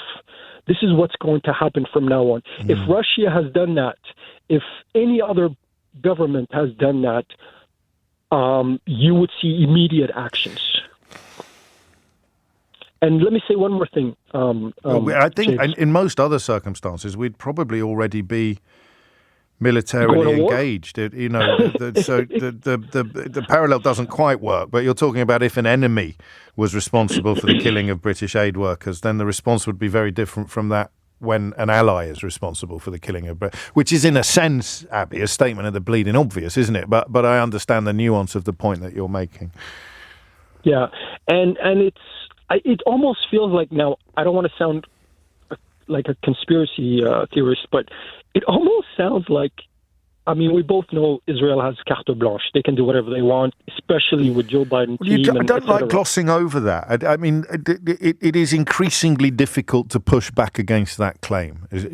I mean, to the point perhaps of impossibility, especially when you hear from people in the Israeli government or even their supporters in the UK media who don't seem to think there is any point at which their mission becomes unsustainable or unsupportable. Whatever happens, they will support, usually by pointing out the necessity of eradicating Hamas or freeing the hostages that they haven't shot themselves yet or that are still alive. So there, it's not quite as glibly acceptable as you describe it. There are some grounds put up for justifying the continued carnage. I would say. Yeah, I dispute that. Yeah, I know totally you do. disagree. I know you do. But I'm putting up the thing to be disputed. I think what you're doing, James, is with all due respect. I think you're playing safe. I think you're being. Oh, no, I'm not playing safe. I think words. we've gone beyond the point where Israel's impunity is arguable. I'm just reminding you that people still argue it, and the argument is we need to eradicate Hamas and we need to rescue the hostages. I think that became spurious months ago, let alone completely ridiculous. So I'm not playing safe. I'm just putting forward points that perhaps people will be a bit shy of ringing in to make themselves, and reminding you that those points are in the discourse. Yeah, it's just absurd. It's really sad and scary. And the thing is, Palestinians, because you have Christian Palestinians, you have Jewish Palestinians who've been there like forever. Earlier you were saying how Israel is a sanctuary for Jewish folks, and that's part of the answer to your original question about why are Western governments, why is the UK and America in particular putting up with this, as it were. And I think that is part of the answer. I do think it's a lens through which you have to view this. I'm short of time. I should have talked less. So just conclude your point, if you would, and then I've got to go to the point. All I want to say is that, look, Jewish folks have been persecuted for millennia, as you said, in Europe, not in the Middle East, by Europeans, guys who... Yeah, I mean, again, I will let you finish, but I mean, you need to read the Bible. that wasn't set in Europe, mate. Yeah, but... Well, there's no but about it, is there? But mate, conclude your point. Let's part as friends. The point I'm making is that they were not persecuted by Arabs or Muslims. They were persecuted by European guys since Spain, Catholic Spain. Yeah, in the context of the last 200, in the context of the last 200 or 300 years, the idea that Arabs should have to make way for the guilt assuaging creation of Israel is a point that you're right to raise. Doesn't change how I feel, and that might be because of my background. That might be my white privilege kicking in, Abby. I don't know what your ethnicity is, but I could perhaps see it very, very differently through Arab eyes. 11:49 is the time. I think, I know Abby was referring to Rachel Corrie, of course, an American activist who was in the International Solidarity Movement, a pro-Palestinian organization, and was crushed to death and killed by an Israeli armored bulldozer in 2003. It's 10 to 12. It's 11:53. We will wind this conversation down a little, although I do find myself wondering now, what on earth were you expecting to happen? This idea of waking up this morning and suddenly go, oh dear, this is bad. Where have you been for the last several months? What were you expecting to happen? How many aid workers do you think have already been killed? I think it's about 196, at least on the 20th of March. Abby referred to this a moment ago. It was 196 humanitarian workers killed in the occupied Palestinian territories since October the 7th. That comes from the Aid Worker Security Database, which no doubt someone will be popping up soon to tell me, well, they can't be trusted. No one can be trusted except the IDF, who not only kill British aid workers, but also shoot Israeli hostages who are waving white flag. But hey, I mean, why wouldn't you believe everything they put out? And of course, it's perfectly normal to ban foreign journalists from that area, because we can all completely rely upon the information sources that are coming from there. Oh, and look, here's an official spokesman who goes on Twitter to accuse everybody of going on a Palestinian peace march of being a rape apologist. That's all perfectly normal behaviour as well. But you wake up this morning and you go, oh dear, no, we've really reached an impasse now. Something's got to change. I mean, the tragedy is, you're right. This is a game-changing moment, but quite what change it affects, only time will tell. John's in St. Paul's. John, what would you like to say? My dad was in concentration camps, so I'm very angry about what the Israeli Defence Force. I would actually say, because my father was in concentration, they are behaving worse than Nazis. They are beyond the limits. You force me to interrupt you, because they are not rounding people up and putting them on trains and putting them into gas chambers. No, you can't. I mean, listen, you're going to have to let me speak. You're going to have to let. Yeah, you're entitled to this view.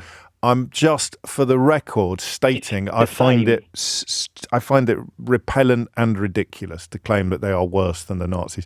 Not least because, and I know your dad was, but that minimises the Holocaust. Yeah, I understand that, but guess what? I back myself to hold the opinion that I hold. You can hold yours, but I can find it obnoxious, John. Can't I? The government and the Starmer and Sunak are gutless. They're immoral. They are supporting this. What we've got is the same situation as the Second World War, where the press back the people committing the atrocities. And well, again, there are atrocities committed on October the 7th and historically by Hamas as well. So it's not quite as binary a parallel as... That isn't the timeline. The timeline is actually before that, when children I just said historically as well. I don't want this conversation to descend into sort of interruptions of interruptions. Tell me what you want. Okay, so tell me what you want the British government to do. Stop military aid right now, but also you realise our defence forces could be active in actually providing the aid, and basically if they were in there they should be allowed to defend themselves, and this is the problem. The UK and US, well, you can't defend yourself from a missile that's been fired from a drone, can you? No, but if you had something like the SAS in there, they will be embedded, hidden, and they will be able to use anti-aircraft and anti-tank guns. But basically, this is what Israel needs to know. Deploying British service personnel to fight against soldiers equipped with British supplied arms. What they would do is defending aid workers and guaranteeing that Palestinian children do not starve to death. The object of this, to kill these aid workers, was to stop the children from being starved to death. This is why the parallels are with the Holocaust.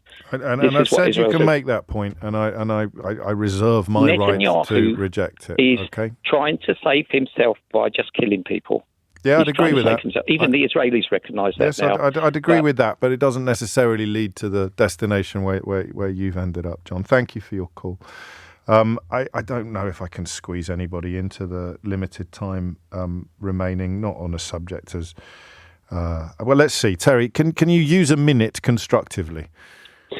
Yes, I think I can. Carry on.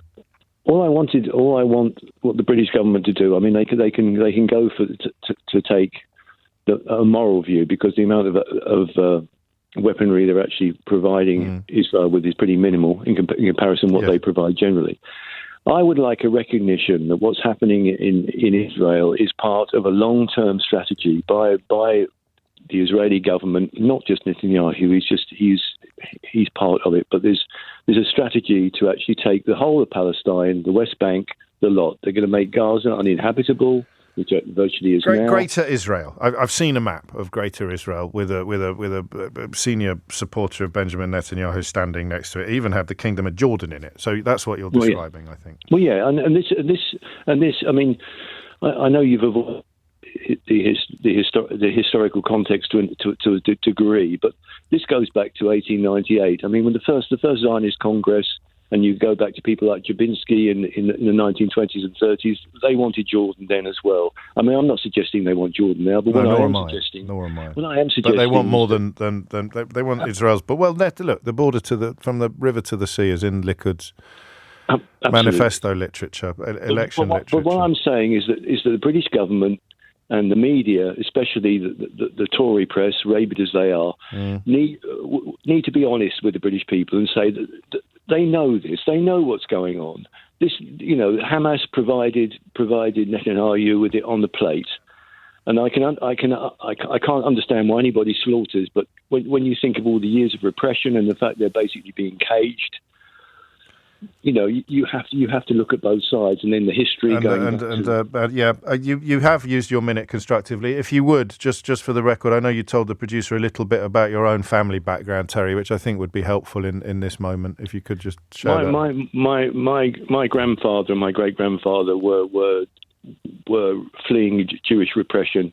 They came over and into this country, back at the turn of the century. So my grandfather was a practicing Jew, a refugee. A refugee, yeah. Thank you. It is 12 noon. It is 4 minutes after 12, and you are listening to James O'Brien on LBC. I mean, we touched on transgender people yesterday, didn't we, with the conversation about the Scottish hate crime laws. I should probably have brought you up to date in case you didn't know already. J.K. Rowling will not be prosecuted. It turned out that the Twitter avalanche that she published over the weekend did not constitute, in the views of Police Scotland, a breach of their new hate crime laws. But inevitably, the merest mention of the subject saw me come under concerted personal attack from people heavily allied with both extremes of that particular conversation, and such is life. On we go. And then we've just done 2 hours on the possibility that Israel is now moving into uncharted territory where it will not enjoy the support of its historic allies as a consequence, really, of Benjamin Netanyahu's apparent contempt for Palestinian life, which is, I think it's fair to say, not uncontroversial in perspectives. So, and I just want to say thank you to everybody who's got in touch to say nice things about my attempts to navigate this incredibly tricky territory, including one that I've lost, but a particularly powerful message from Israel, from a friend of one of the fathers of one of the hostages that were shot, but David and Christine, and a gratifyingly large, Christina, I beg your pardon, a gratifyingly large number of others. Thank you. It does matter sometimes, particularly on days when you can feel the ice thinning beneath your feet. I am going to turn your attention next to a story of almost comical irrelevance in the great scheme of things, but one about which I think you really care. I wonder if you can guess what it is. Let's play a game, all right? I'm going to tell you about something in a minute. At the end of this introduction, I am going to back myself to have secured a significant majority of people currently listening to the programme knowing exactly what we are talking about. It is something that has got measurably and remarkably worse in the last 10 years or so. Okay? It is something that is incredibly boring when other people tell you about them, but which is incredibly important, not to say fascinating, when they actually affect you directly. And when they do affect you directly, it can have quite a considerable financial cost. It can let's see, let me get the WhatsApps up. Remember, you can WhatsApp me now on the usual number, 03456060973. It's not flags. Alex has already had a go, and it's definitely not Brexit, Chris. Honestly, we never talk about Brexit on this programme. You got me mixed up with someone else. So let's make a list. It's got massively worse in the last 10 years. And in fact, I think it's got progressively worse. So it feels to me as if this issue has got worse. Fair play to Kieran, who's texted everything in category. Oh, wow, we've got a winner. Okay, I'm staying with it. It's got progressively worse in the last few years. As in, it feels as if it's getting worse this year than it was last year. It is by definition, and according to the laws of physics, it is a problem that gets worse as long as it goes unaddressed. So here is a problem that is quite big, but if you don't fix it, it will get bigger. Do you know what it is yet? Okay. It is expensive to remedy, but more expensive not to remedy. And it is linked to, here's the clincher, it is linked to the broad topic about which we famously never talk on this programme, with occasional exceptions, of which the next hour will be one. So let me have a look at some of the wrong answers. It's not online scams. It's not the cost of vets. It's not care homes. It's not quite a few online scams. It's not the price of cheese, Gareth, but thank you for playing. It's not the fact that your favourite fast food restaurant, Greg, allegedly waters down the cola that they are selling. Ken in Kennington got it right. It's not dating. It's not race. And it's not the French, Jacob. A slightly jingoistic approach. It's not dental care. It's not climate change. And Alan, it's definitely not sex. It's not the NHS. Brian got it right. Vincent got it right. It's not parking tickets, Rena. It's not funerals. Another online scams. It's not politicians, Marilyn. We talk about that all the time. Ben in Stafford got it right.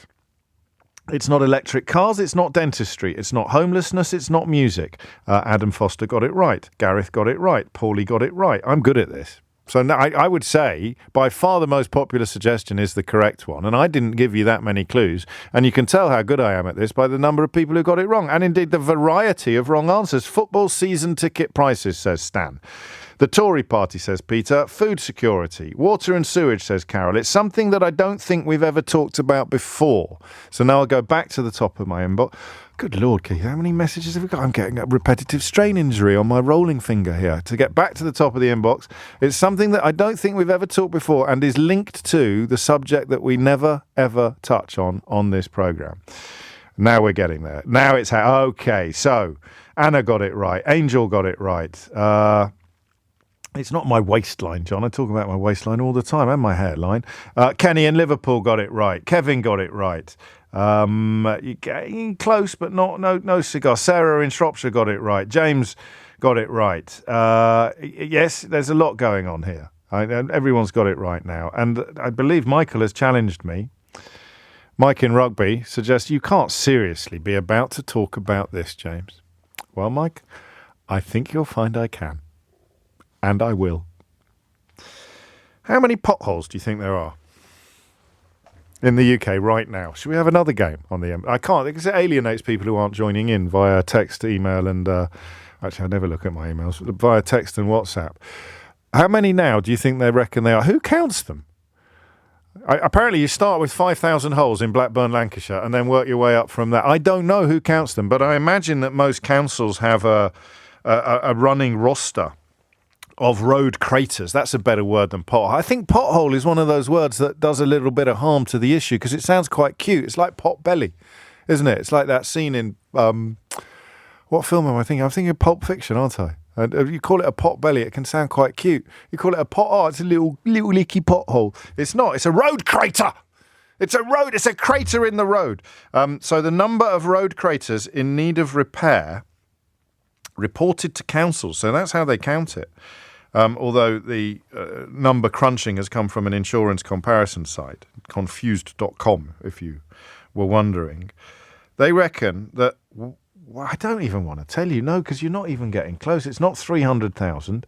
It's definitely not 11. It's not 40,000 potholes in the UK.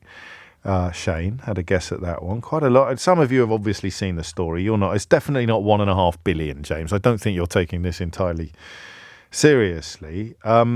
And, well, that's an arguable point from Amir. It says it's one, James. The entire UK is one giant pothole. 2,526,245, says David. That's extraordinary. No, that's wrong. It's not 2 million. There are currently 1 million road craters in need of repair in the UK. The southeast of England is the worst area for potholes, with just under 200,000 being reported there last year. Now, I think we've played enough games together now. Why do you think I suddenly care about potholes? Can you work it out? I'll give you a clue. The weather has improved a little lately, and therefore so have my habits. Let's see if anyone's got that right yet. So I have become, in the space of the last week and a half, I have become acutely, indeed keenly aware. Stop sending me numbers. It's 1 million. It's 1 million craters in roads. Oh, people might be listening on catch-up. Sheila's going to be getting people sending her numbers. Tom will get people sending her numbers. People forget they're listening on catch-up and get involved. Matt's got it right. Matt has got it absolutely right. Well done, Matt. I have started riding a bicycle to work. Now, admittedly, it's one of those assisted bicycles. It's an electric bicycle. I favour the Lime bike. I don't know if you've got them in. I mentioned this on air, didn't I, to a fella in Scotland somewhere, because I asked if they had Lime bikes where he was. So, well done, Matt, but that's not amazing. Lots of you getting it now. Yes, I am cycling into work. No, I'm not joking. I am cycling into work now, if the weather's not too bad. I'm working my way up from a Lime bike, which are great value. They're quite expensive the first few times you use them, but if you're going to use them a lot and you get passes rather than paying per ride, and also download the app yourself. Don't use it via Uber, because it costs a lot more if you use it via Uber than it does if you download the app and get passes. And I'm working my way up. The plan is that by summer, certainly by the end of summer, I'll be on a proper bicycle. The problem with proper bicycles is that they get nicked. I've had bicycles nicked left, right and centre over the years. And with a Lime bike, you can just park it and it's no longer your responsibility. You've got to take a picture of it to prove that you've parked it responsibly. And Bob's your uncle, you're away. So I've started using bicycles again. And having not been a regular rider of bikes, probably for about 5 years, I would say, give or take, I cannot believe the state of our roads. Did you ever go on holiday to Spain in the 1980s? Do you remember going on holiday to Spain in the 1980s? Did you go on holiday to Spain in the 1980s? I went on holiday to Spain in my dad's Morris Marina. We drove all the way from Kidderminster to the Costa Brava in Spain. Drove all the way through France, crossed the Pyrenees. It was a very happy holiday. But I remember being struck, and I was very young. I'd probably only be 8, 9 years old. I remember being struck by the state of the roads in Spain. I think they may have been unmetalled in places, like only 1 or 2 notches up from a track. And these were the main roads. These were the only road you could take to get to wherever it was you were going. And I remember being struck by the state of the roads. I think we're like 1980s Spain now. Roads in continental Europe are extraordinarily good. I must stop saying extraordinary. I've just got a real affection at the moment for that first syllable of it. Second syllable. Extraordinary. It's extraordinary. It's like when Paul Merton went through a phase of saying, isn't it marvellous? It was going, isn't it marvellous? Sometimes a word settles on your tongue in a way that it's quite hard to get rid of. And I'm like that with extraordinary at the moment. So because I'm riding bicycles, I cannot believe how many potholes there are. And I'm covering quite a lot of ground. I'm coming in from deep West London, and that's why cycle lanes are such a brilliant idea, because they're new, which means they haven't got potholes in them yet. But the state of the roads, I cannot believe the state of the roads. So this could be part of the reason why I've never liked motoring subjects. Because I've never really been a big motorist. If I was a big motorist, I'd probably be less dismissive and condescending about people who are obsessed with parking tickets and traffic wardens and various other parking related and road related issues. So I've got a couple of questions. The first is this, and I know the short answer is because they're not being fixed, and the reason why they're not being fixed is because they're expensive.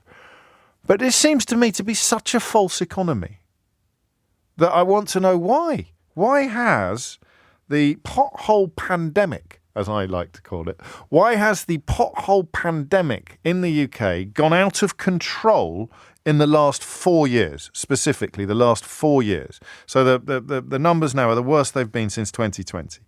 So what has happened? Why has the pothole pandemic gone out of control? 0345 6060 973.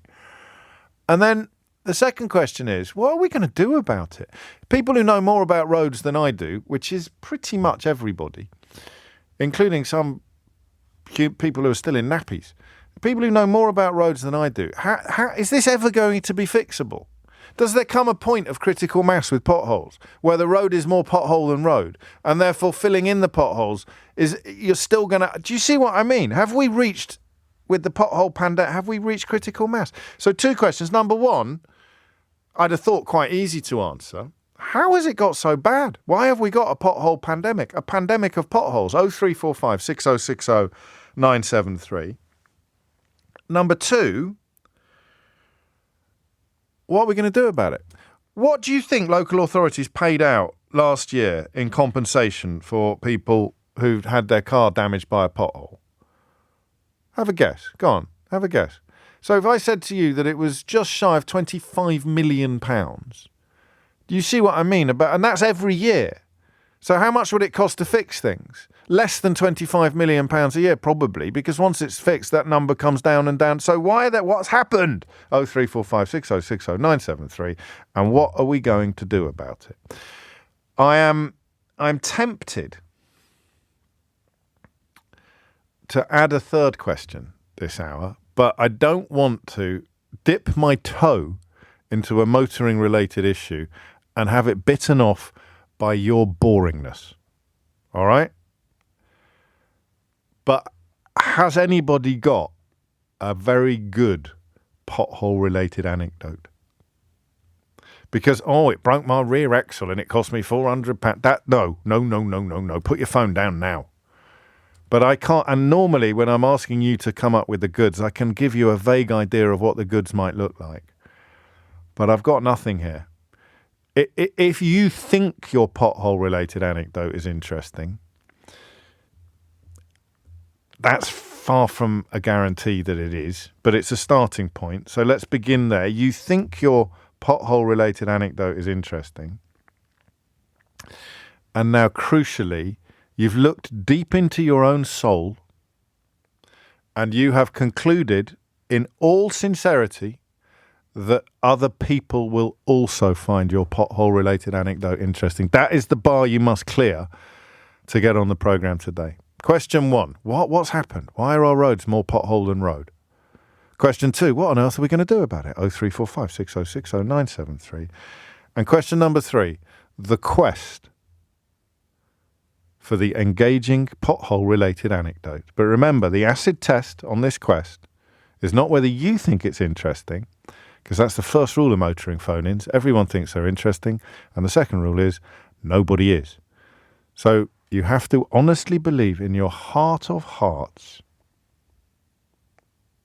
that your anecdote may be interesting to others. It is 23 minutes after 12 and we are playing with fire. Radio fire. I do have a slightly troubling image of someone tuning in for the first time in the last 10 or 15 minutes. And, you missed 2 hours of, even though I say so myself, you missed 2 hours of extraordinary conversation about the killing of 3 aid workers and the broader ramifications of that for Israel and beyond. And yet you turned on at 10 past 12 and you heard someone talking absolute bilge about potholes. Well, in for a penny, in for a pound. Frank's in Carlisle. Frank, what would you like to say? Hi, James. So on the one hand, I think there's a lot that councils just aren't being funded properly. I mean, we've seen a lot of them going bankrupt. This is true. And they're not spending enough money on, services like this. I've got my MP and I've got a Conservative MP and the Labour person who's campaigning are both talking potholes. And it's a load of rubbish. It's like they're national level MPs. They should be talking about funding the council so the council can do potholes. My MP's actually taken a list of all of the potholes in the area. Fantastic. Compiled it so that he can report it to the council. But the big one I wanted to talk about is that's a good story. Yeah. That is a pothole-related anecdote. It's not, you see, this is what happens. I think you're going to phone me up and tell me about a specific pothole and your relationship with it, and I'm going to die of boredom. But your MP has now got a hit list, a pothole list. It needs a catchier title, doesn't it? A pothole roll. The pothole roll, pothole roll call. Pot roll call, pothole roll. The pothole roll. The pothole roll. And trying to turn it into well, it is. The thing is, Frank, you may be able to float above this nonsense, but if you hit one this morning and it broke your car, your vote would probably be up for grabs. Doubtful, but yeah. I do have a pothole-related anecdote. Oh, go on. Specifically to me. Yes. It's not the one where I hit a pothole because that's boring. But there was one outside my house. Yeah. So I thought, right, I'm going to report it to the council and find, get it fixed. So to do this, you have to go onto the cumberlandgov.uk website where you have to provide photographs, the precise location. You get asked, are you there right now? Can you give us the what 3 words address, current location, plot it on a map, or give us a street address? I sent about 3 photos and everything that they asked for, and they came and fixed it in a week. But if I wasn't if I wasn't tech savvy, there's no way I would have got through all of that. I wouldn't have got past the second page. So on the one hand, you're very impatient with the political bandwidth being used up on pothole-related issues. But on the other, when it's outside your own house, you're on the phone to the council in a jiffy and you're filling in all manner of technological requirements to get it fixed in a week. Well, absolutely. I'm NIMBY. I'm following the rules. You're a NIMBY. No. Yes, you are. Don't care about potholes. They're not important until they appear on my own doorstep, in which case it's the single most important thing going on, and I want the council to address it immediately. Oh, that's harsh. I think I went to the council because they're the local council. Fair what enough. I don't want is my national MP. Didn't Rishi Sunak get a photograph filling one in? Or isn't that illegal? If you're not licensed, isn't that illegal? Can we get him locked up for that? Rod Stewart did it. Yeah, there's a test. Schwarzenegger did it in America, and he got in trouble. There's a jeopardy for you. You can get Rishi Sunak arrested for filling in a pothole, but Rod Stewart would be arrested as well. I don't know what you do in those circumstances. No, I think he was with official people at the time. I don't even know if you're joking when you say this. Jonathan Gullis has a pothole patrol. But that's not even close to the top 10 reasons of why I won't be voting for him, says Andy in Stoke. Mike's in Taunton. Mike, what have you got? Interesting anecdote or other pothole-related content? Well, it's the bigger picture, James. Oh, good man. Until recently, I was the councillor in charge of roads in Somerset. I resigned at the back end of last year for 2 reasons. One was that I was fed up of working 40-odd hours a week for £34 a day. That's what you get as the executive member for transport. But I was also fed up of the frankly hopeless task of trying to stay on top of the whole job. Yeah. We're very good here in Somerset at filling in potholes within the legally allotted time. But which is 6 months, isn't it? Is it 6 months? Or? No, it's a week. Okay. Once we know about it, we've got to fix it within a week or we're liable. Well, that's not happening, is it? That's clearly not happening. It is here. We pay out on about 3% of all the claims we receive because we're so quick at fixing the potholes. But the reason they're there, the reason the potholes are there in the first place is because highways maintenance, the resurfacing, the money for it has gone through the floor over the last 4 or 5 years because the vast majority of the council's budget is now spent on social care. Yeah. So we're responsible for 9,000 people here in Somerset, roughly, children and adults. And that consumes about 70% of the whole revenue budget. And the way that we keep funding that cost, and it's massively increased over the last few years in terms of the number of people and the cost of delivering the service, you just hammer the highways budget and everything else. That's why parks, leisure, museums, all of that's getting hammered across the country so that we don't end up in the same situation as councils like Woking and Birmingham. And this problem's not going to get easier anytime soon unless there are significant. You need a proper root and branch change to the funding and provision of social care. Really, I don't think increasing council tax would touch the sides, would it? It would just be a postponement of the problems you're describing rather than a solution. It will get worse. So, the proportion of money that the council used to get from central government as a grant was more than half, and now that's entirely gone. So we're just left with things that's fascinating. Things and all the rest of it. But before I go, James, can I just hang on? You'll go when I tell you can go, Mike. It's not every day I get a former head of roads something from Somerset on the line. But go on, you speak first. Well, I was just going to say, my invitation to take you gliding in Somerset still stands. I'm waiting for your call, James. Oh, well, I'm thinking of moving there now, seeing as I'd be a lot safer on my bicycle than I would be otherwise. I mean, what is the... And I don't want to make light of any genuine tragedy, so I may well regret asking this question, but what is the worst thing that can happen as a consequence of a pothole? Well, I think cyclists are particularly vulnerable to potholes, and I think there have been incidents, not in Somerset that I can recall, but there have been incidents in the UK of cyclists hitting potholes and dying. There was an incident in Kent, I think, recently where badly maintained road signs were implicated in a coroner's case in the death of a couple in a car. So, these things have real-world consequences. They are important areas of council funding that need to be properly funded, but as I say, it will get worse until government properly grasp local government finance. Do you know, you're a wonderful example of public service. The sincerity with which you speak about these issues, and they're issues I take the mickey out of quite routinely, but only in jest, only in love. But you're right; these things really direct. That's why you become a councillor, isn't it? Do you know what? What was your official title when you were in the job? So I was the executive lead for transport and digital, and I really enjoyed doing it. But it wasn't a tenable position to carry on. I'm still a councillor, but I'm a humble backbencher. Well, I'm going to give you one of these. I'm Ray Liotta, and you're listening to James O'Brien on LBC. If you build it, they will come. Seriously, you deserve that much.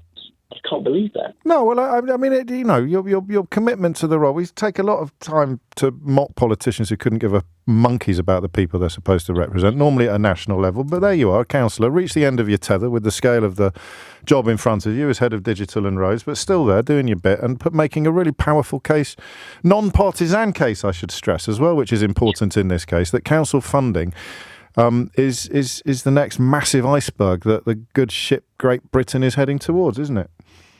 It is. I've got a little tear in the eye now. Oh, well, so have I now you've said that. They see, that's a proper reaction to the award of the Ray Liotta. Amelia Cox is here now with your headlines. It is 12:34. I'm going to take the W here, I think, as the kids say. The Baroness of Amsterdam, which I don't think is an official title, but it is at least a Twitter handle, says, for goodness sake, you have to stop this. I'm now tearing up at a potholes phone-in. That guy really did deserve a Ray Liotta. Yeah, you're right, he did. That's why he got one, Ray Liotta. If you're just tuning in, it's all gone a bit odd. I'm looking for interesting pothole-related content. I could have done that at 12 o'clock. Could I have just said that? Give me a call if you've got some interesting pothole-related content. I think we all know we've peaked. No one's going to top Mike, are they? Former head of roads in Somerset Council. He brought all the detail, all the knowledge that you need. If you genuinely have an anecdote about potholes that you think other people will find interesting, give me a ring and we'll explain why you're wrong. Or tell me why we've got so many. I mean, the cuts in council funding obviously are the massive part of the answer. But it seems like such a self-defeating thing to do, doesn't it? Glenda, you're interesting for two reasons. Number one, you're about to tell us something interesting about potholes. Yeah. Number two, we didn't think we'd get any women calling in on this. Right, okay. So no pressure, but you speak for women everywhere, Glenda. Just like Daily Mail columnists claim to do. What do you want to tell us? Well, James, I live in the country, so we've got a country lane, which is a single lane. Yeah. And to be honest, the potholes are appalling. I mean, it's just they're just so big; they're like craters. And what prompted me to call into you today is yes. Last night, our particular lane is a route to the hospital, so we get ambulances coming down with their blue lights flashing now and again when because it's the quickest route for them to come down to the hospital. And it just so happened last night, an ambulance came down about midnight last night. With its blue lights flashing, and I thought, oh no! What were you doing up? What were you doing up, Glenda? It's way past my bedtime. I was watching the tennis. Oh, but anyway, fair enough. No, good answer. Carry on. Yeah. So anyway, the ambulance came down, got to the end of the road because I can see all the way down the road from my house. Got to the end of the road and couldn't get through. What? Because of the road crater? Yeah, it's pretty big, yeah. And also they got a sign there because it floods as well, so the road's pretty poor. But anyway, so they've got this sign. So whether he thought, I can't get, because it was pouring out. I better not risk it. I better not risk it, he thought. Yeah. So do you know what he did? No, I've no idea. He backs back. It took him about, good 20 minutes backing all the way back up the lane because they couldn't turn round. Oh, my God. This is quite serious. So anyway, they backed back with the blue lights flashing. Luckily, nothing else come down the lane. Otherwise, then it would have caused a problem. And then he backed back and he backed into the farmyard because my entrance to the farmyard, and he can turn round from there. Right. So he backed into the farmyard and then went. And went on his way, and then he had to find another route to the hospital. Well, yeah. I mean, even the other route is a bit of a long way round, but obviously they decided that's what they would do. Extraordinary. I mean, what we actually we get more news coverage of mythical ambulances not being able to get through when Just Stop Oil are protesting or things like that. They're always queuing up to say, what if an ambulance couldn't get through? We get more coverage of that, which hasn't happened, than we do of your road crater. Sorry, what? Hello? Yeah. It'd be interesting to know, how emergency what that they was. do? I don't know how they got on. How big is it? Just in terms of like from one side of the road to the other, and how deep? It's just really deep. Have you been in it? In dry weather. Lucky. Yeah, I've got a 4-wheel drive. So, but where is it up to? If you were to put your leg in it, is it up? There's been a lot of cars that have had their wheels punctured, and they've had to change their wheels. There. But it's just got worse over the last week, I think.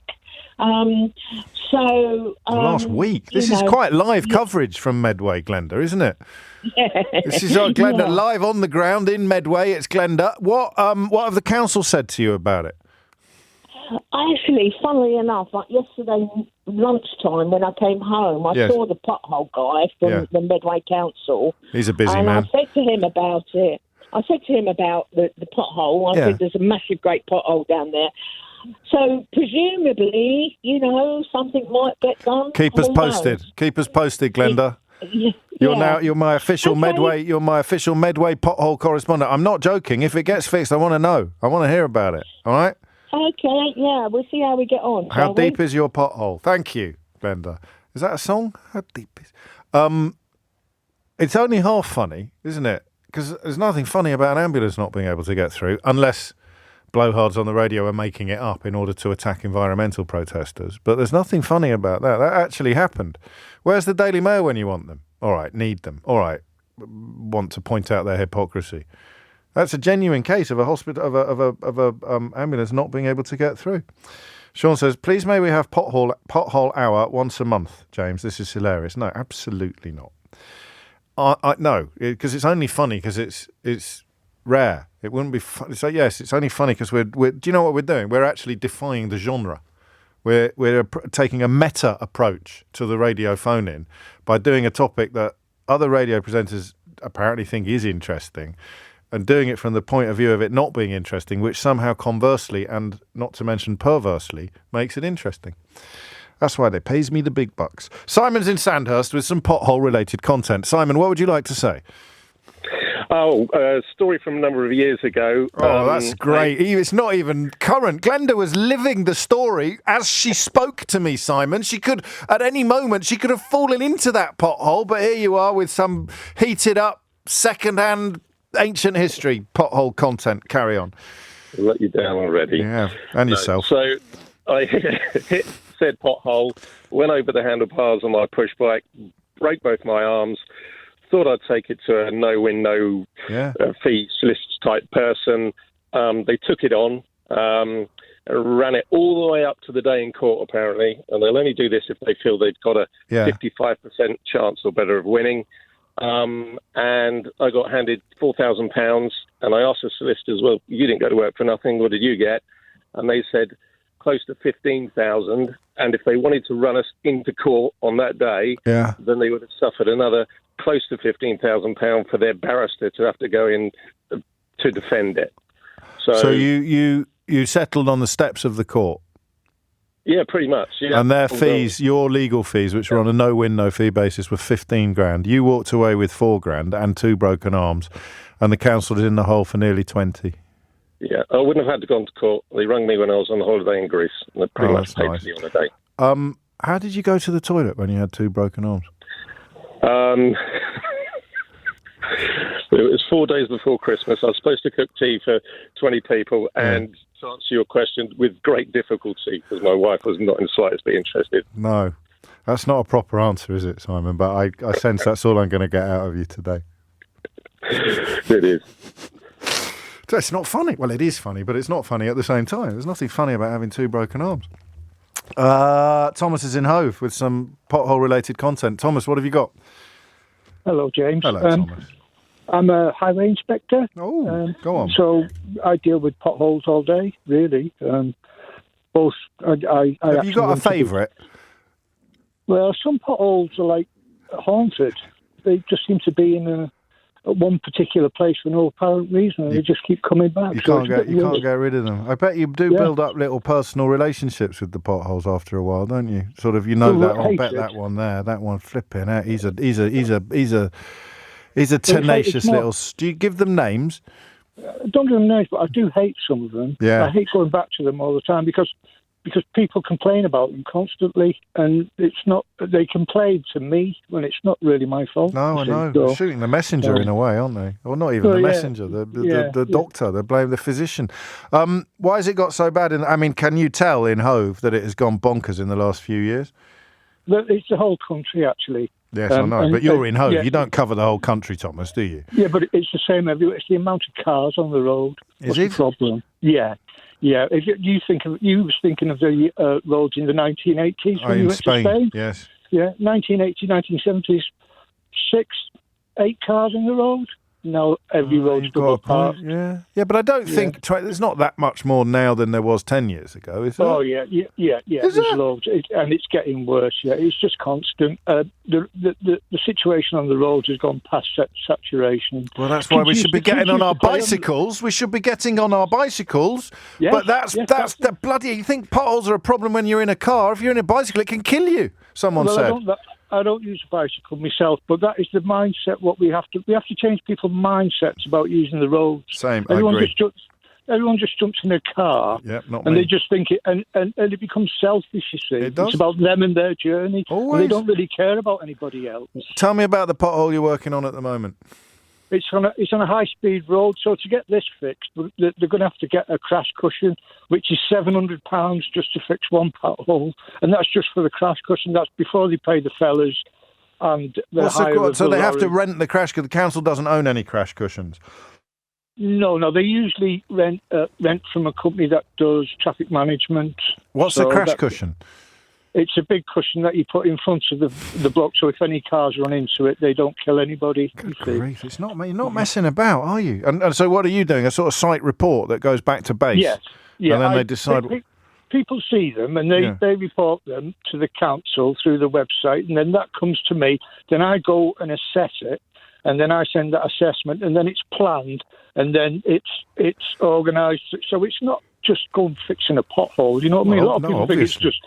It's not complicated because we do it all the time, but because of the amount of cars on the road, and what happens is the cars double park along each road, so the traffic travels in one channel up and down, so it's twice as heavy. So it getting all the double the wear and tear.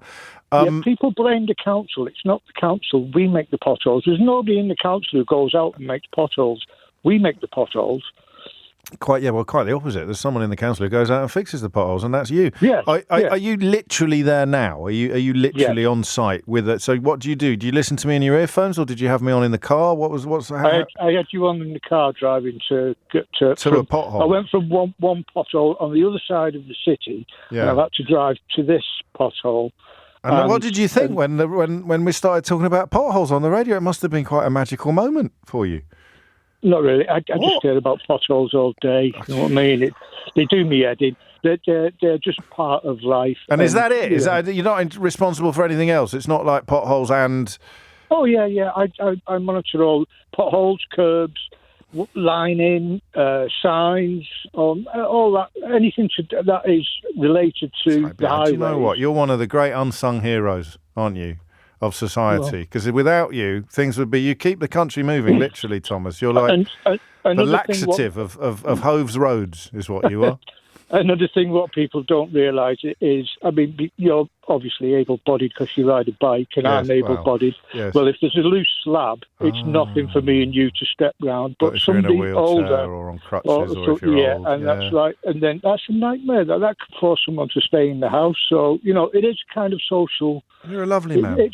You're a lovely man, thank you. No, I mean it. And the people will be a bit more conscious now of the work that you do and the importance of it all. And hopefully, the next time someone's lining up to have a swing at a pothole person like you, they'll remember that it's their fault. There's a pothole there, not yours.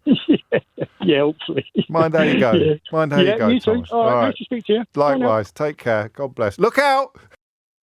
It is 12:51. 9 minutes to 1 in Old Money. Sheila will be with you shortly. Don't get your hopes up. I doubt that she'll be scaling the dizzy heights of pothole-related content on her programme, but that's partly because we'll have covered all the bases by the time we hand over the baton. Extraordinary, really, to reflect upon the fact that one humble radio programme can have the former head of roads on Somerset Council listening and the head of potholes down in Hove as well. I know you might not be head of potholes, Thomas, but for me, you always will be head of potholes in Hove. Or road craters, as I am now going to start calling them, because potholes lets them off the hook a bit. And it's not, I mean, it's simultaneously funny and not funny. Absolutely awful. I don't know that the more cars argument is the case. It's more likely to be less money being spent on fixing them, or a little bit of both. Gavin is in Watford with some pothole-related content. What's it going to be, Gavin? We'll start off with how we solve the problem, which is very simple. Local councils need more dragons, okay? Yes. Now, a dragon is basically a big truck with a computer-controlled saw on the front, which cuts out a square the size of around the pothole. Oh, yeah. You then bring down the blowtorch onto it to dry it out. Yes. You then, off the back of the wagon, you put in a pre-cut piece of asphalt. You then use the blowtorch to heat and seal it in, and away you go. An awful lot quicker than doing it manually. It's a patcher, isn't it? Yeah, a dragon patcher. We call him as a dragon. I like it. The same, yeah. I like it. I mean, you've got. we need to just clarify. It won't be the answer in all cases. I don't think Glenda's pothole in Medway is going to need more than a dragon, isn't it? Because it's about 40 feet deep, I think. Yeah, I mean, this is local council roads, not highways and byways. Let's be fair. But what you need, I wonder how many people just shouted gully suckers at the radio, Gavin, because what you could have had a multi-purpose vehicle, snowplow, gully sucker, patcher, dragon, and then it would be owned by the council, and the same people would operate it, whether they were clearing the gullies, whether they were ploughing the snow, or whether they were fixing the potholes. But unfortunately, modular kit like that is incredibly expensive. Yeah, well, exactly. So it'll be some private sector company that rents them out for 10 times more than you'd be paying in normal circumstances. Agreed. Right, that's pothole-related content item 1. Okay, now, in terms of your little story, I have a flying boat crash to tell you that it's pothole related. I could tell from your voice then that you were quite proud of this one. Go on then, fill your boots. So, several years ago when I was a kid, I was getting onto the motorway with my dad driving, so seatbelts on, we're going down the M1, and coming towards us is another car on the other side of the road, fair enough, which had a dinghy on the back of it on the trailer. So it's a little way away, it's coming towards us. And what the police tell me afterward, or told my dad afterward, was the trailer hit a pothole, the straps came loose, and the dinghy came over the crash barrier and straight into the front of our car, into the bumper and the engine. Sheesh. What do you remember? I remember basically not a lot, apart from sitting in the police car afterward, the police van afterward, or the policewoman was holding my hand saying, "It's okay, everybody's okay." Really? And that's pretty much because it was pretty traumatic then. Yeah, it was, And was how badly damaged was the car? Can you remember? Oh, the car was written off. Whoa, really? So, I mean, when you say dinghy, you don't mean like something you blow up at the seaside? No, a little bit bigger than that. A dirigible. It was a dirigible, wasn't it? Rigid inflatable.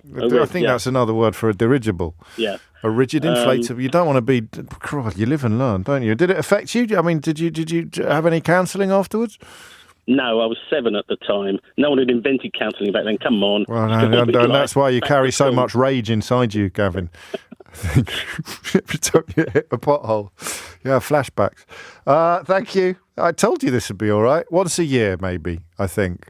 If that, maybe a decade, once a decade. Douglas is in Edinburgh. Douglas, your pothole-related content, please. Hello, James. Hello, long-time listener, first-time caller. Welcome. I'm in Edinburgh, and it's been raining for months here, and we have potholes here that are so deep. And I saw the guys painting. They've been closing the roads and putting in yellow lines and bus stop signs and things. And I said to one of the guys, I said, why are you not fixing the potholes? They said the budget's for the painting of the lines. Yeah. And I mean, I've got some sympathy for them. You can't be carrying around a bucket full of tarmac when you're painting the lines to fill in the holes, but they could have done... So what are they doing? Are they putting the lines around the holes or through the middle of it? Well, they seem to be putting them down the sides of them and round them. Well, not round them, that would be mental. Yes. But but I'm on my third pair of trousers today. No, you're not. Stop it. No, you're not. No, you're not. I am. You don't. I should just let me clarify before we get back to your wet trousers. A dirigible is actually an airship. I don't know where I got that from, so I can only apologise. He was quite right. It was a rigid inflatable. There was no dirigible. Well, what they tried to do, or what happened accidentally, was that the rigid inflatable almost became a dirigible. But that is not by the by. You're not on your third pair. You're exaggerating because you're on the radio. No.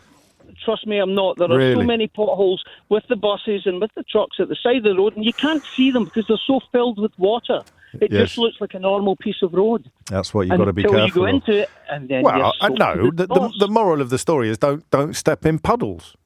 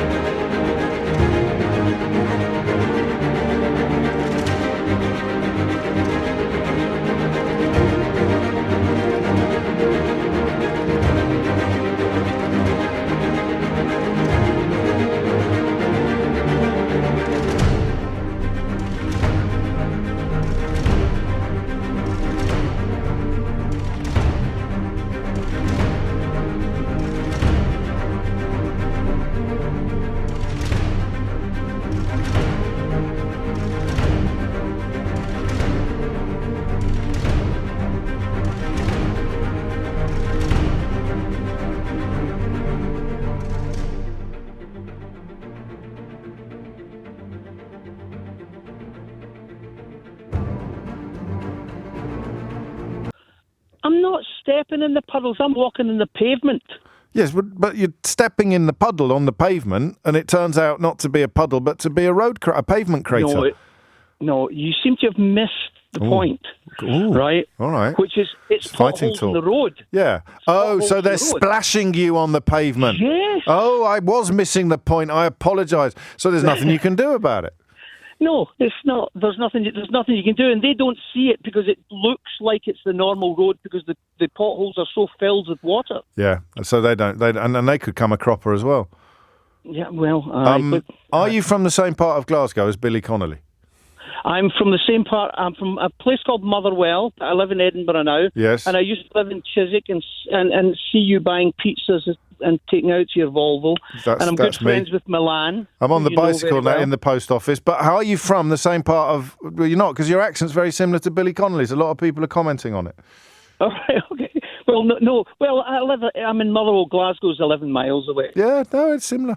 But you never said hello when our paths crossed. Well, you weren't as famous as you are now, but I didn't know what you looked like. And you were in. It used to be Angel's paper shop, but it became a pizza place. Oh, that is a while. We are going away. But how did you know it was me then? I heard your voice because I've been listening to you for a very long time. Oh well, thank you. And you're right. It was the same business. And I don't know. I mentioned this at the time. You've got a newsagent, and you think I've had enough of running a newsagent. It was the same people who turned it into a pizza restaurant. I think, wasn't it? Aye. And he's still running it. I was down there recently, and he's still running it. And you can go in and sit and have a pizza now, as opposed to takeaway. Very good pizza. And next up, well, hopefully I'll see you in there soon, Douglas. We're a bit further west now, but I do head back that way on occasion on my line bike. I mean, obviously you're in Edinburgh now, but you still come back. I'm in Edinburgh soon. Come along to the show. I shall. Where are you? I don't remember, but it's something to do. What? I'll check it out. I'll check it out and come along. Yeah, I'm also in Glasgow. I'm at the I Write Festival. Well, they've called off the I Write Festival, but I'm still doing my event. Good Lord. Thank you, Douglas. I think we will let we'll let Michael have the last word on this. He writes, "Okay, James, you win. Broadcasting genius pulled off a whole hour with aplomb and even an emotional punch." That's from Michael in Kilburn, who I think speaks for us all. If you missed any of today's show, you can listen back on Catch Up on Global Player or the official app, which is indeed the official LBC app, where you can also pause and rewind live radio. Download it now for free from your app store or head to globalplayer.com. Coming up at 4 on LBC, it's Tom Swarbrick. But now it's time for Sheila Fogarty. It's time for Sheila Fogarty. It's time for Sheila Fogarty. It's time for Sheila Fogarty. It's time for Sheila Fogarty. It's time for Sheila Fogarty. It's time for Sheila Fogarty. It's time for Sheila Fogarty. It's time for Sheila Fogarty. It's time for Sheila Fogarty. It's time for Sheila Fogarty. It's time for Sheila Fogarty. It's time for Sheila Fogarty. It's time for Sheila Fogarty. It's time